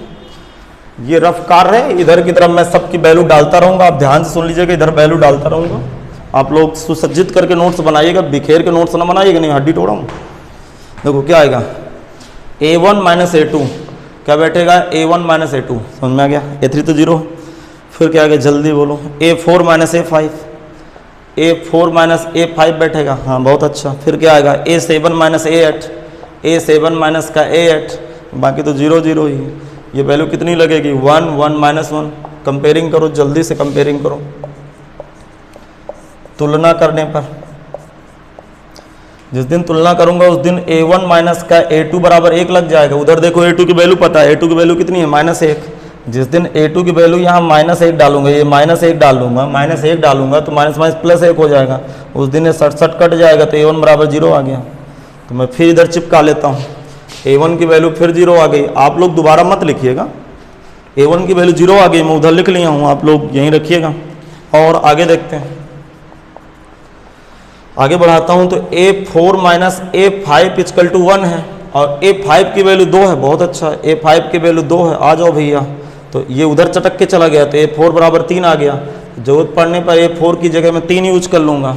अच्छा, एक वैल्यू और लगा देते हैं, क्या value A7 - A8, A7 - A8 = ये -1 दिए हैं। अच्छा अच्छा, A8 की वैल्यू 3 है, A7 - 3 = -1। दिस इम्प्लाइज A7 की वैल्यू क्या है 3 उधर चला गया, प्लस का 2 आ गया। तो A7 की वैल्यू प्लस का 2 आ गई, तो सारी वैल्यू मैंने भर लिया। अच्छा, अब इसको उठा लेते हैं, फिर लिखेंगे नाउ, फिर स्टेप उठाइए, फिर स्टेप उठाइए नया। जब नया स्टेप उठाएंगे तो क्या है कैपिटल M। अब इस बार क्या है 1 1 1 = 0 0 12 बैठा दो। तो यहाँ क्या डालूंगा 1 1 1, यहाँ डालूंगा 0 0। जल्दी से नोट डाउन करें 0 0 12। कहानी क्या बनने वाली है देख रहे हैं आप लोग। सभी बच्चे वीडियो को रोक के लिख लिया करें। आज मेरी तबीयत नहीं सही है, तब भी आपको क्लास पढ़ा रहा हूँ, थोड़ा सा देख लीजिए। 1 1 1 मल्टीप्लाई करूँगा 1 1 1, थोड़ा सा उदास हूँ आज मैं। 1 1 1 को जब मैं मल्टीप्लाई करूँगा तो क्या करूँगा A1 + A2 + A3 क्या आएगा A1 + A2 + A3। फिर क्या बैठेगा A4 + A5 + A6। ये क्या बैठेगा A7 A8 + A9 = इधर क्या चमकेगा ऑर्डर क्या है 1x3, सॉरी 3x1, 3x1। इधर क्या है 0 0 12, इसका भी ऑर्डर कॉलम मैट्रिक्स है 3x1। तुलना करने पर जल्दी से तुलना कर दीजिए, जल्दी से। जिस दिन तुलना करूंगा तो A1 plus A2 plus A3 की वैल्यू राइट हैंड साइड में 0 पड़ी हुई है।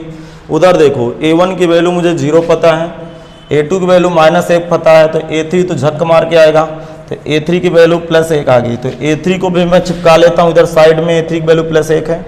आप लोग आप लिखते जाइए, कंप्लीट करो, आगे कंपेयर करके वैल्यू डालें। सब लोग आगे कंपेयर करके वैल्यू डालें। देखो हाँ, मैं आगे तुलना करूं तो A4, A5, A6 की वैल्यू अगेन 0। हाँ चलो, 4 की वैल्यू कितनी है? अरे 4 आया, हाँ 3, 5 की वैल्यू 2, A6 नहीं पता तो पता चल जाएगा। देखो 3 2 5, दिस इंप्लाइज A6 -5 आ गया, तो A6 की वैल्यू -5 आ गई। और एक कंपेयर और कर लेते हैं जल्दी से, क्या है? A7, A8, A9। तो ये आपको पहले तो दर्द देंगे सवाल, लगेगा कि यार क्या तमाशा है, बाद में लगेगा यार ये तमाशा तो बहुत अच्छा है। A7 की वैल्यू 2 है, हाँ। A8 की वैल्यू निकालें क्या? हाँ निकालें, 3। A9 निकालें क्या? नहीं निकाले, इसी के लिए तो जूझ रहे हैं यार। 3 2 5, A9 = 5, उधर गया 7 आ गई वैल्यू, A9 की वैल्यू 7 आ गई। Now matrix capital M = matrix capital M = क्या है? कैपिटल M सुनना, A1 वैल्यू डालो बारी बारी से। अरे कहाँ का A1, कहाँ का भैया? 0, A2 -1, A3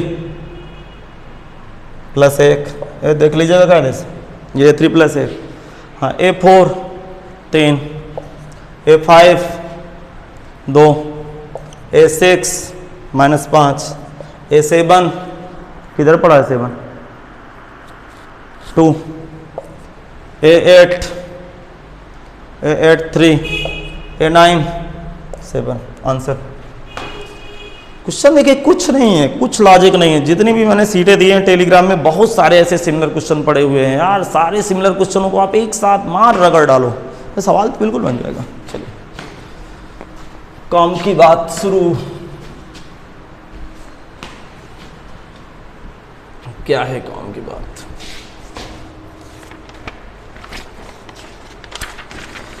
एक क्वेश्चन लिखते हैं। क्वेश्चन क्या है?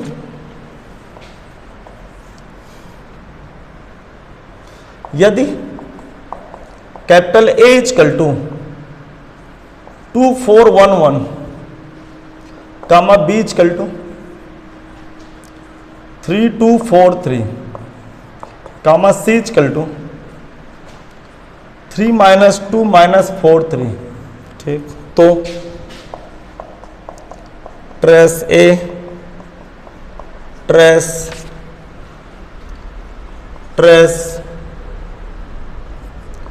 ABC/2, फिर ट्रेस ABC का वर्ग / 4 का मान ज्ञात करो। यार इसका ट्रेस पूछ रहा है, सीरीज बना दिया। देखना भी कितना बढ़िया क्वेश्चन है, आपको खुद समझ में आएगा कि यार ये क्वेश्चन का लॉजिक क्या है। अभी क्वेश्चन लिख रहे हैं तो कुछ फील ही नहीं हो रहा, कुछ नहीं फील हो रहा कि क्वेश्चन कैसे डील होगा। मैं कोशिश करता हूँ कि आपको क्वेश्चन डील कराऊँ, देखना। तब तक मैं थोड़ा सा मार के कोई पानी पिला दूँ, मैं पानी पी लूँ, आप लोग भी पानी वानी पी लीजिए तब तक। देखो कहानी समझना। कह रहा है कि कैपिटल ABC 2/2 की एक स्क्वायर मैट्रिक्स है, तो ट्रेस ABC/2, ट्रेस ABC²/4 और प्लस इनफाइनाइट तक एक सीरीज जा रही है, और उस सीरीज की वैल्यू फाइंड करनी है, अर्थात इस सीरीज का समेशन हमें ज्ञात करना है। तो कैसे ज्ञात करेंगे मैं आपको समझाने की कोशिश कर रहा हूं। तो आज मैंने ट्रेस में काम किया, मल्टीप्लिकेशन में काम किया।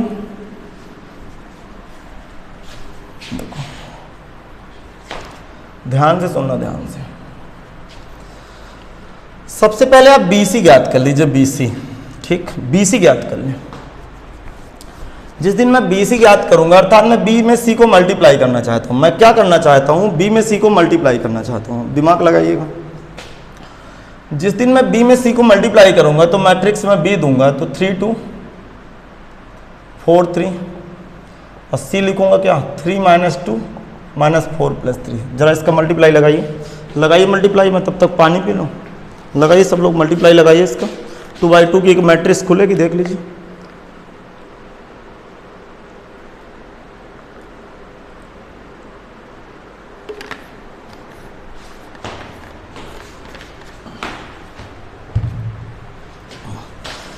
थ्री -2 समझना, रफ्कार बी सी 3 त्रिकाई 9 -4 दूनी 8 6 - 6 आगे उठा भैया -4 3 12 -12 + 12 -8 + 9। क्या लॉजिक पकड़ में आया? बी सी 1 6 - 6 है 0 0 1। अरे बी सी बराबर तो आइडेंटिटी क्या है? बी सी बराबर आइडेंटिटी।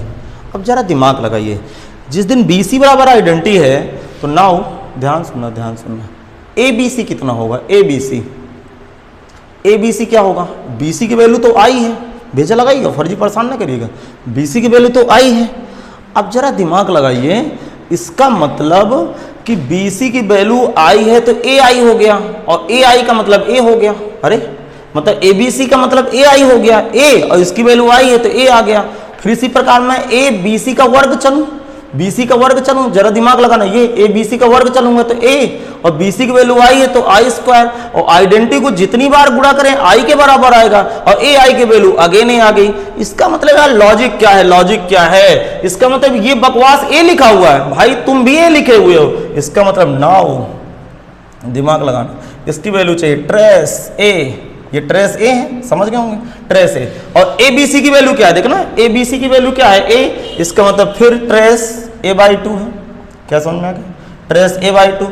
फिर ये क्या? फिर ए है, इसका मतलब आगे क्या है? ट्रेस a/4 है। तो इस तरह की सीरीज ये आगे जाते जाते आगे कुछ भी लिखा होता तो बार बार ए ही आता, बार बार ए आता, आप समझ गए होंगे। इनफाइनाइट तक ये सीरीज जा रही। अच्छा मैं एक कॉन्सेप्ट सिखा दूं, देखना, ट्रेस k × a लिखा हो, कहीं k × लिखा हो तो k पटक के बाहर आ जाता है, k बेचारा अब बाहर आ जाता है। अब जरा दिमाग लगाइए, जिस दिन k बाहर आ गया उस दिन जरा दिमाग लगाना, ये वैल्यू कितनी आने वाली है? ट्रेस a, k की जगह 1/2 लिखा है तो 1/2 चटक के बाहर आ गया कि भैया तुम बाहर आ जाओ, परेशान ना करो। ये चटक के 1/4 बाहर आ गया। अच्छा ये उचकता भी है, इसका मतलब तुम भी तो उचकते हो यार। ट्रेस ए किसे नहीं पता? ट्रेस ए तो गरीब से गरीब स्टूडेंट को पता है। ट्रेस ए क्या है? अरे भैया इसकी प्रिंसिपल डायगोनल जोड़ लूं तो 2 1 3 है ट्रेस ए। तो ट्रेस ए कितना है? 3। ये वैल्यू कितनी आएगी? अरे यार स्क्वायर में नहीं लगाए, देखना यहाँ स्क्वायर लगा है ना, ये बी सी का वर्ग, सही चल रहा हूँ, हाँ बराबर है, सही लगा हुआ। हाँ देखो ये वैल्यू क्या है? ट्रेस ए की वैल्यू क्या है? 3, तो 3/2 आ गया। हाँ ये वैल्यू 3/4 आ गई। अरे 3 है ना ट्रेस की वैल्यू, इनफाइनाइट। हाँ कौन सी सीरीज बन गई? जीपी के इनफाइनाइट टर्म। अरे रेशियो क्या है? Common ratio 1/2। जीपी के इनफाइनाइट टर्म की वैल्यू क्या होती है? a/1 - r, r का मतलब 1/2। क्या लिखूंगा? जीपी के अनंत पदों का योगफल। अरे सवाल पता नहीं कहाँ से कहाँ ले जाता है हम लोगों को, देखो दिमाग लगाना। 3/1/2 चटक के ऊपर गया 6, तो वैल्यू कितनी आ गई? 6 वैल्यू आ गई। बहुत बढ़िया क्वेश्चन। देखो कुछ पहले तो लॉजिक ही नहीं पकड़ में आ रहा था कि क्या हो रहा है। पैटर्न क्या मान रहा था? बीसी। मैंने बीसी का गुणा किया तो चमत्कार हो गया। चमत्कार क्या हो गया कि आई आ गया। आई ना आता ना तो मेरे प्राण चले जाते, सवाल न बनता। जिस दिन आई आए तो मैं इसको आई भरा तो ए आई का मतलब ए आ गया, फिर आई स्क्वायर आया तो a/4। इसका मतलब सीरीज क्या जा रही है कि यार पहले 2 का मल्टीप्लाई, 4 का मल्टीप्लाई, फिर मल्टीप्लाई हो, लेकिन ट्रेस ए का ही दे रहा है बार बार। और ट्रेस की प्रॉपर्टीज क्या होती है? कांस्टेंट बाहर आ जाता है। जैसे मैंने कांस्टेंट बाहर डाला, वैल्यू डाली, जीपी बन गया, जीपी बन गया, इनफाइनाइट टर्म मैंने जोड़ दिया। हाँ क्वेश्चन लिखे, क्वेश्चन क्या लिखना है? अगला क्वेश्चन है, यदि capital A2 multiply diagonal DIAG लिखा जाता है, पढ़ते डायगोनल है, और A1 A2 A3 है, तब डिटरमिनेंट A का मान ज्ञात कीजिए। देखो इसकी फीलिंग क्या जरा समझना। देखो यार कुछ लोगों को तो डिनोशन ही नहीं पता होगा, ऐसे क्वेश्चन आएंगे तो प्राण चले जाएंगे कि हमें भैया डिनोशन ही नहीं पता, हम सवाल कैसे लगाएंगे, हमें तो डिनोशन ही नहीं पता। तो डिनोशन तो भैया आपको मैं बताऊंगा ना, परेशान हो। देखो इसका मतलब क्या होता है, गिवन दैट। अच्छा आपको लगेगा कि यार ऐसा भी ये शरारत करेगा, बिल्कुल करेगा। A1 A2 A3 इसकी मीनिंग क्या होती है कि एक डायगोनल मैट्रिक्स है, 2 मल्टीप्लाई, एक डायगोनल मैट्रिक्स है जिसके प्रिंसिपल डायगोनल में A1 A2 A3 लिखे हैं, अर्थात A1 लिखा है 0 0, फिर A2 लिखा है फिर 0 0 0। क्या समझ में आ गया? नहीं आया समझ में? समझ में आ गया होगा सब। फिर इसके बाद क्या करेंगे, तो कभी भी डायगोनल मैट्रिक्स लिखे हों। अब बात समझना। अब मैट्रिक्स के पीछे यदि कोई मल्टीप्लाई है तो ईच एलिमेंट में वो बीमारी फैला देता है। अरे क्या लिख रहा हूं यार, 0 0 2 A3। जिस दिन इसकी मैं डिटरमिनेंट वैल्यू दूंगा,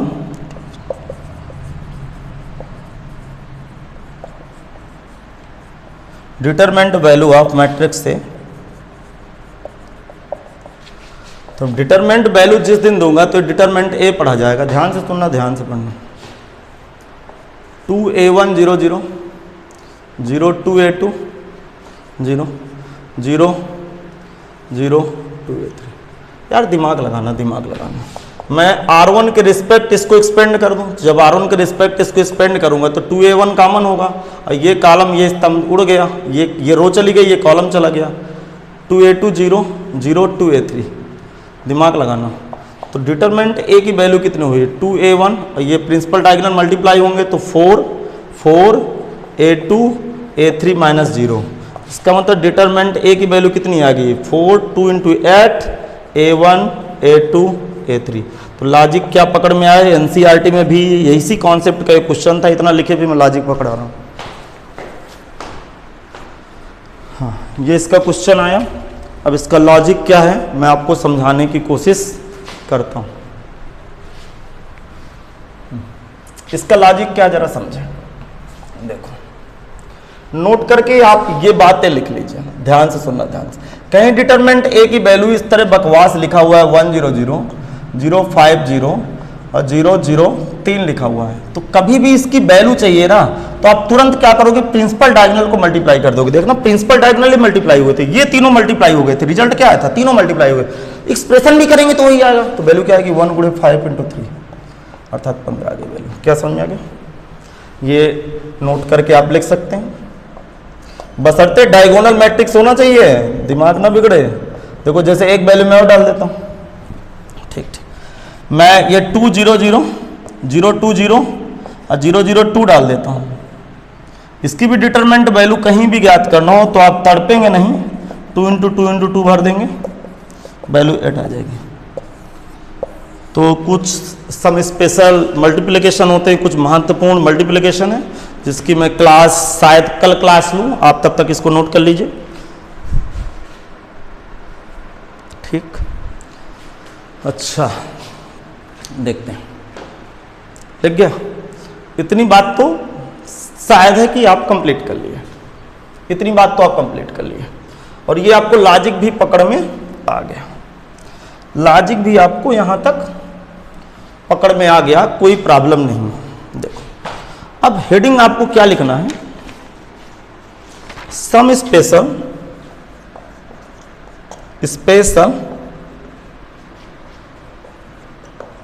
मल्टीप्लिकेशन। सम स्पेशल मल्टीप्लिकेशन क्या है, देखो दिमाग लगाना है। कभी भी कोई मैट्रिक्स दिए है और उसको ए मतलब ए स्क्वायर ज्ञात कर दिए, सपोज दैट ए कोई मैट्रिक्स अपने पास, 3-4 नाम में उनको याद कर लीजिए आप। तो ए स्क्वायर बराबर कभी भी आइडेंटिटी आ जाए तो उसको हम पढ़ते हैं इनवॉल्यूटरी मैट्रिक्स। अच्छा हिंदी में यार मुझे नाम इनके याद नहीं है, आप लोग भी इंग्लिश में ही याद कर लीजिए। तो कभी भी ए स्क्वायर बराबर आई आ जाए तो इनवॉल्यूटरी मैट्रिक्स पढ़ते हैं, ध्यान से सुनिएगा, कभी चेकिंग करने के लिए दे देगा वो। दूसरे नंबर की बात क्या है, जरा ध्यान से सुनना। दूसरे नंबर की बात क्या है, कभी भी ए स्क्वायर बराबर ए के बराबर आ जाए। कभी कभी होता है कि कोई मैट्रिक्स दे देगा, अरे अभी बीसी का गुणा नहीं किए थे तो आई आ गया था। इसी तरह कोई मैट्रिक्स ए दिए हो और ए स्क्वायर बराबर आई आ जाए तो इनवॉल्यूटरी मैट्रिक्स होता है, समझ में आ गया। और ए स्क्वायर बराबर ए आ जाए, स्वयं के बराबर आ जाए, तो आप उसको क्या कहेंगे, आइडेम्पोटेंट, आइडेम्पोटेंट मैट्रिक्स। तो सम स्पेशल मल्टीप्लिकेशन, इनके नाम याद रखने हैं आपको, जरा दिमाग लगाना। यदि ए की पावर के इक्वल टू 0 आ जाए तो इसको नील पोटेंट पढ़ते हैं। क्या पढ़ते हैं, नील पोटेंट मैट्रिक्स, नील पोटेंट मैट्रिक्स पढ़ेंगे। वेयर के बिलोंग नेचुरल। देखो इसकी फीलिंग क्या है मैं आपको समझाता हूं, इसकी फीलिंग समझना। के बिलोंग नेचुरल, सपोज दैट कोई मैट्रिक्स दे दिया, ये कोई मैट्रिक्स है, कोई भी मैट्रिक्स है, जैसे दे दिया 2 3 4 और 3 2 1, थोड़ी देर के लिए फील करो, ठीक। और मैं इसको गुणा किया तो ए स्क्वायर बराबर आई आ गया, तो मैं कहूंगा कि इनवॉल्यूटरी मैट्रिक्स है। और मैं गुणा किया ए स्क्वायर बराबर ए आ गया तो मैं कहूंगा कि आइडेम्पोटेंट है। समझ में आ गया, जरा दिमाग लगाना। फिर मैं कहूंगा यदि ए स्क्वायर की वैल्यू 0 आ जाए अथवा ए क्यूब की वैल्यू 0 आ जाए, मतलब इसका ए की पावर के का मतलब क्या है कि मल्टीप्लीकेशन करने के बाद के बिलोंग नेचुरल, तो यार 1 तो 13 का होगा, 1 की डिग्री तो पहले से लगा के दे रखा है, अर्थात ए स्क्वायर में करूं और कभी भी 0 पा जाऊं, या ए क्यूब में 0 पा जाऊं, या ए 4 में 0 पा जाऊं। देखिए एग्जामिनर को, मतलब पेपर बनाने वाले को पता होता है कि बच्चा 12 का होगा या 13 का होगा, तो आपसे इतने प्राण नहीं लेगा आपके कि 10 बार गुणा कराए। इसका होता है ए की पावर के इक्वल टू 0 की फीलिंग क्या होती है कि आप कम से कम 3 या 4 बार गुणा कर लो। पहले भगवान करे ए स्क्वायर ही 0 हो जाए तो आप कह दीजिए कि नील पोटेंट है। नहीं आ रहा तो क्यूब देख लीजिए, ए क्यूब तो 0 नहीं हो रहा, अच्छा क्यूब में भी 0 नहीं आ रहा तो ए की पावर 4 देख लीजिए। ज्यादातर आप क्यूब तक चेक कर लो, यदि क्यूब तक नल मैट्रिक्स बन जाए तो आप बेशक कह सकते हैं कि नील पोटेंट है। क्यूब तक 0 ना बने तो आप कह दीजिए कि नील पोटेंट नहीं, आगे 0 नहीं बनेगा। तो ए की पावर के का मतलब क्या है कि आप बार बार गुणा करिए, कहीं ना कहीं नल मैट्रिक्स आने की कोशिश कर रहा है क्या ये? यदि नल मैट्रिक्स आने की कोशिश करे तो आप कह सकते हैं कि नील पोटेंट मैट्रिक्स है। यदि ए स्क्वायर बराबर आइडेंटिटी बन जाए तो आप कह सकते हैं कि इनवॉल्यूटरी मैट्रिक्स है। यदि ए स्क्वायर बराबर ए बन जाए तो आइडेम्पोटेंट मैट्रिक्स है। यदि ए की पावर के इक्वल टू 0 बन जाए, के को फीलिंग मैंने नहीं लिखाई, ए स्क्वायर ए भी हो, 2 भी हो सकता है, 3 भी हो सकता है, 4 भी हो सकता है। किसी मैट्रिक्स की डिग्री बढ़ाते जाओ और नल मैट्रिक्स आने के चांस बढ़ रहे हो तो वो बता देगा नील पोटेंट है। आगे देखते हैं, देखो किसी मैट्रिक्स का ट्रांसपोज और ए का गुणा करें और वो आइडेंटिटी के बराबर आ जाए, कभी कभी होता है। देखो इसका मतलब क्या है, ट्रांसपोज मैट्रिक्स, या मैं इसको क्या लिख सकता हूं, ए डैश इंटू ए बराबर आइडेंटिटी आ जाए। इसका मतलब किसी मैट्रिक्स का ट्रांसपोज और उसी मैट्रिक्स के साथ में मल्टीप्लाई करूं तो इस मैट्रिक्स को हम बोलते हैं ऑर्थोगोनल मैट्रिक्स। क्या बोलते हैं, ऑर्थोगोनल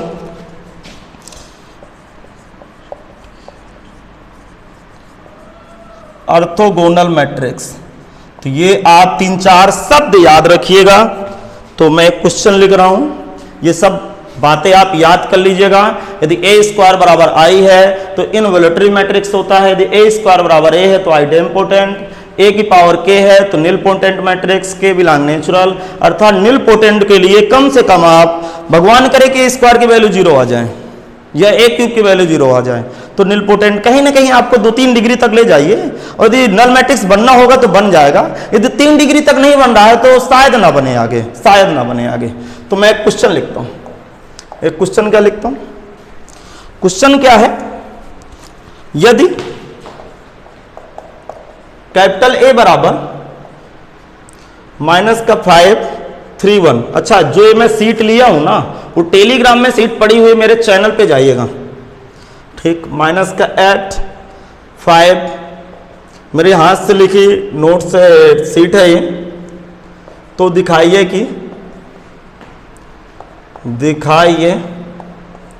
कि मैट्रिक्स कैपिटल ए इन वोलेटरी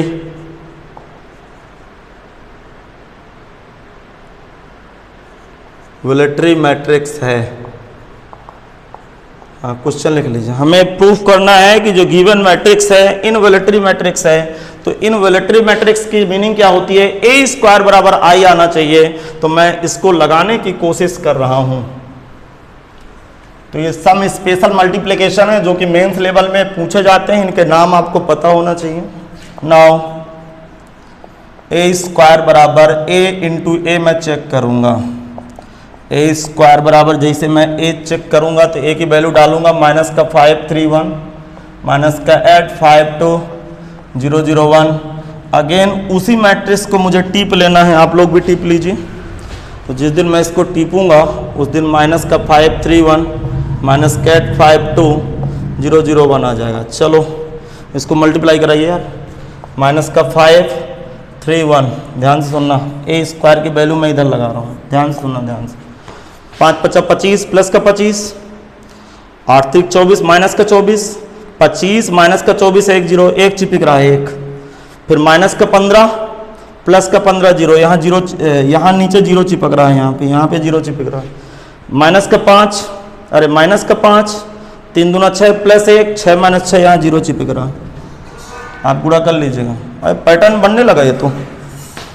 आगे क्या? माइनस का 8 5 2, ये C2 उठा के मैंने ऊपर चिपकाया, देखना ध्यान देखना। 8 5 40 माइनस 40 प्लस 40 माइनस 40 0 0 चिपक गया। यहाँ देखना माइनस का 24 प्लस का 25 प्लस 0 प्लस का 1 बैठ गया। नीचे देखता हूं मैं माइनस 8 अब प्लस का 10, देखो माइनस का 8 प्लस का 10 5 दूना 10। क्या तमाशा है? माइनस का 8 प्लस 10, कहीं मैट्रिक्स गड़बड़ हो गई क्या लिखने में? -2,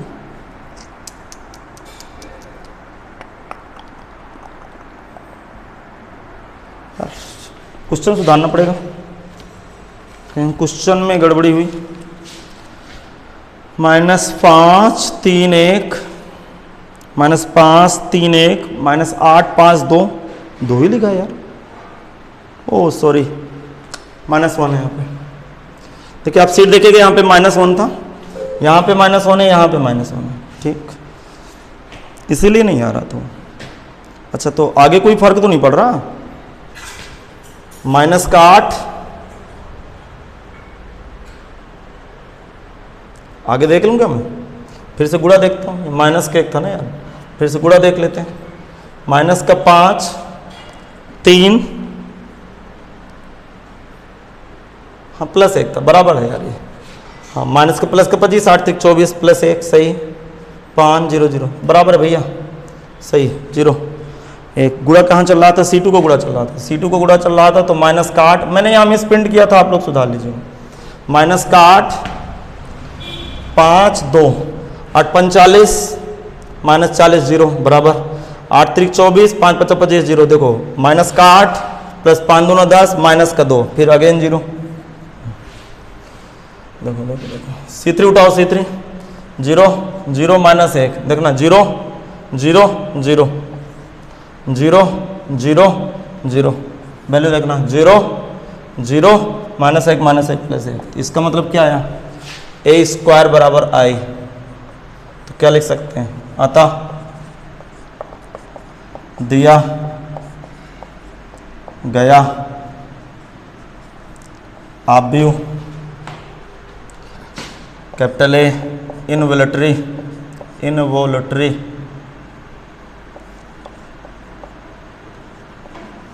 मैट्रिक्स है। बात करता हूँ, एक क्वेश्चन मैं आपके लिए होमवर्क दे रहा हूँ, आप चेक कर लीजिएगा। इस क्वेश्चन को मैं होमवर्क दे रहा हूँ, आप लोग चेक कर लेंगे, ठीक है घर में। हाँ मैं क्वेश्चन क्या दे रहा हूँ, ध्यान से सुनो। यदि कैपिटल ए इक्वल टू 1 5 -2 1 2 -1 3 6 -3,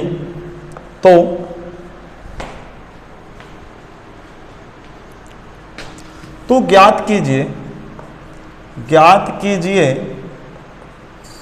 कि आव्यूह कैपिटल ए निलपोटेंट मैट्रिक्स है कि नहीं। निलपोटेंट मैट्रिक्स है कि नहीं। देखो कैसे चेक करोगे, देखो ना, पहले ए स्क्वायर ज्ञात करोगे। निलपोटेंट की मीनिंग क्या होती है, ए स्क्वायर बराबर 0 आ जाए। देखो निलपोटेंट का मतलब होता है ए की पावर k इक्वल टू 0 आ जाए। 0 का मतलब क्या है, नल मैट्रिक्स। नल मैट्रिक्स है k बिलोंग नेचुरल, अर्थात k बिलोंग नेचुरल का मतलब या ए स्क्वायर बराबर नल मैट्रिक्स आ जाए, या ए क्यूब बराबर नल मैट्रिक्स आ जाए, या ए की पावर 4 बराबर नल मैट्रिक्स आ जाए। लेकिन कम से कम आप क्यूब तक करिए। यदि क्यूब तक नल मैट्रिक्स नहीं बन रहा है तो ए की पावर 4 भी नल मैट्रिक्स नहीं बनेगा। ठीक है, एक बार आप चेक कर लीजिए, बशर्ते आपको क्यूब तक उसकी फोटो दिखने लगेगी। यदि ए स्क्वायर बराबर 0 हो जाए, नहीं हो रहा तो आप क्यूब चेक करो, घात 4 चेक करो, लेकिन 4 से ऊपर मत जाइएगा, 4 से ऊपर मत जाइएगा। नल मैट्रिक्स कहीं भी बन जाए, ए स्क्वायर 0 बन जाए, क्यूब बन जाए, घात 4 बन जाए, यदि 4 तक नहीं बनेगा तो आगे नहीं बनेगा। यदि 0 बन जाए तो आप कहेंगे, 0 का मतलब नल मैट्रिक्स बन जाए, तो यदि नल मैट्रिक्स बन जाए तो आप कह देंगे कि ये क्या है, निलपोटेंट मैट्रिक्स है अथवा निलपोटेंट मैट्रिक्स नहीं है। तो आज की क्लास यहीं समाप्त होती है। कल मैं एक नए कॉन्सेप्ट के साथ पुनः आपसे मुलाकात करता हूं। उम्मीद है कि मेरी बातें आपको अच्छी तरह से समझ में आ रही होंगी। तो कृपया मेरे टेलीग्राम चैनल से जुड़ जाइए, यूट्यूब चैनल से आप जुड़े ही हैं लगभग ज़्यादा से ज़्यादा बच्चों को जोड़ने की कोशिश करिए। और फिर मैं ये जल्दी से सीटें समाप्त करके कुछ दिनों के लिए क्लास रोकते हैं। फिर आपके हाथ में गाड़ी है कि आप क्लास पढ़ना चाहते हैं अथवा पढ़ना नहीं चाहते। तो नमस्कार, कल मिलते हैं।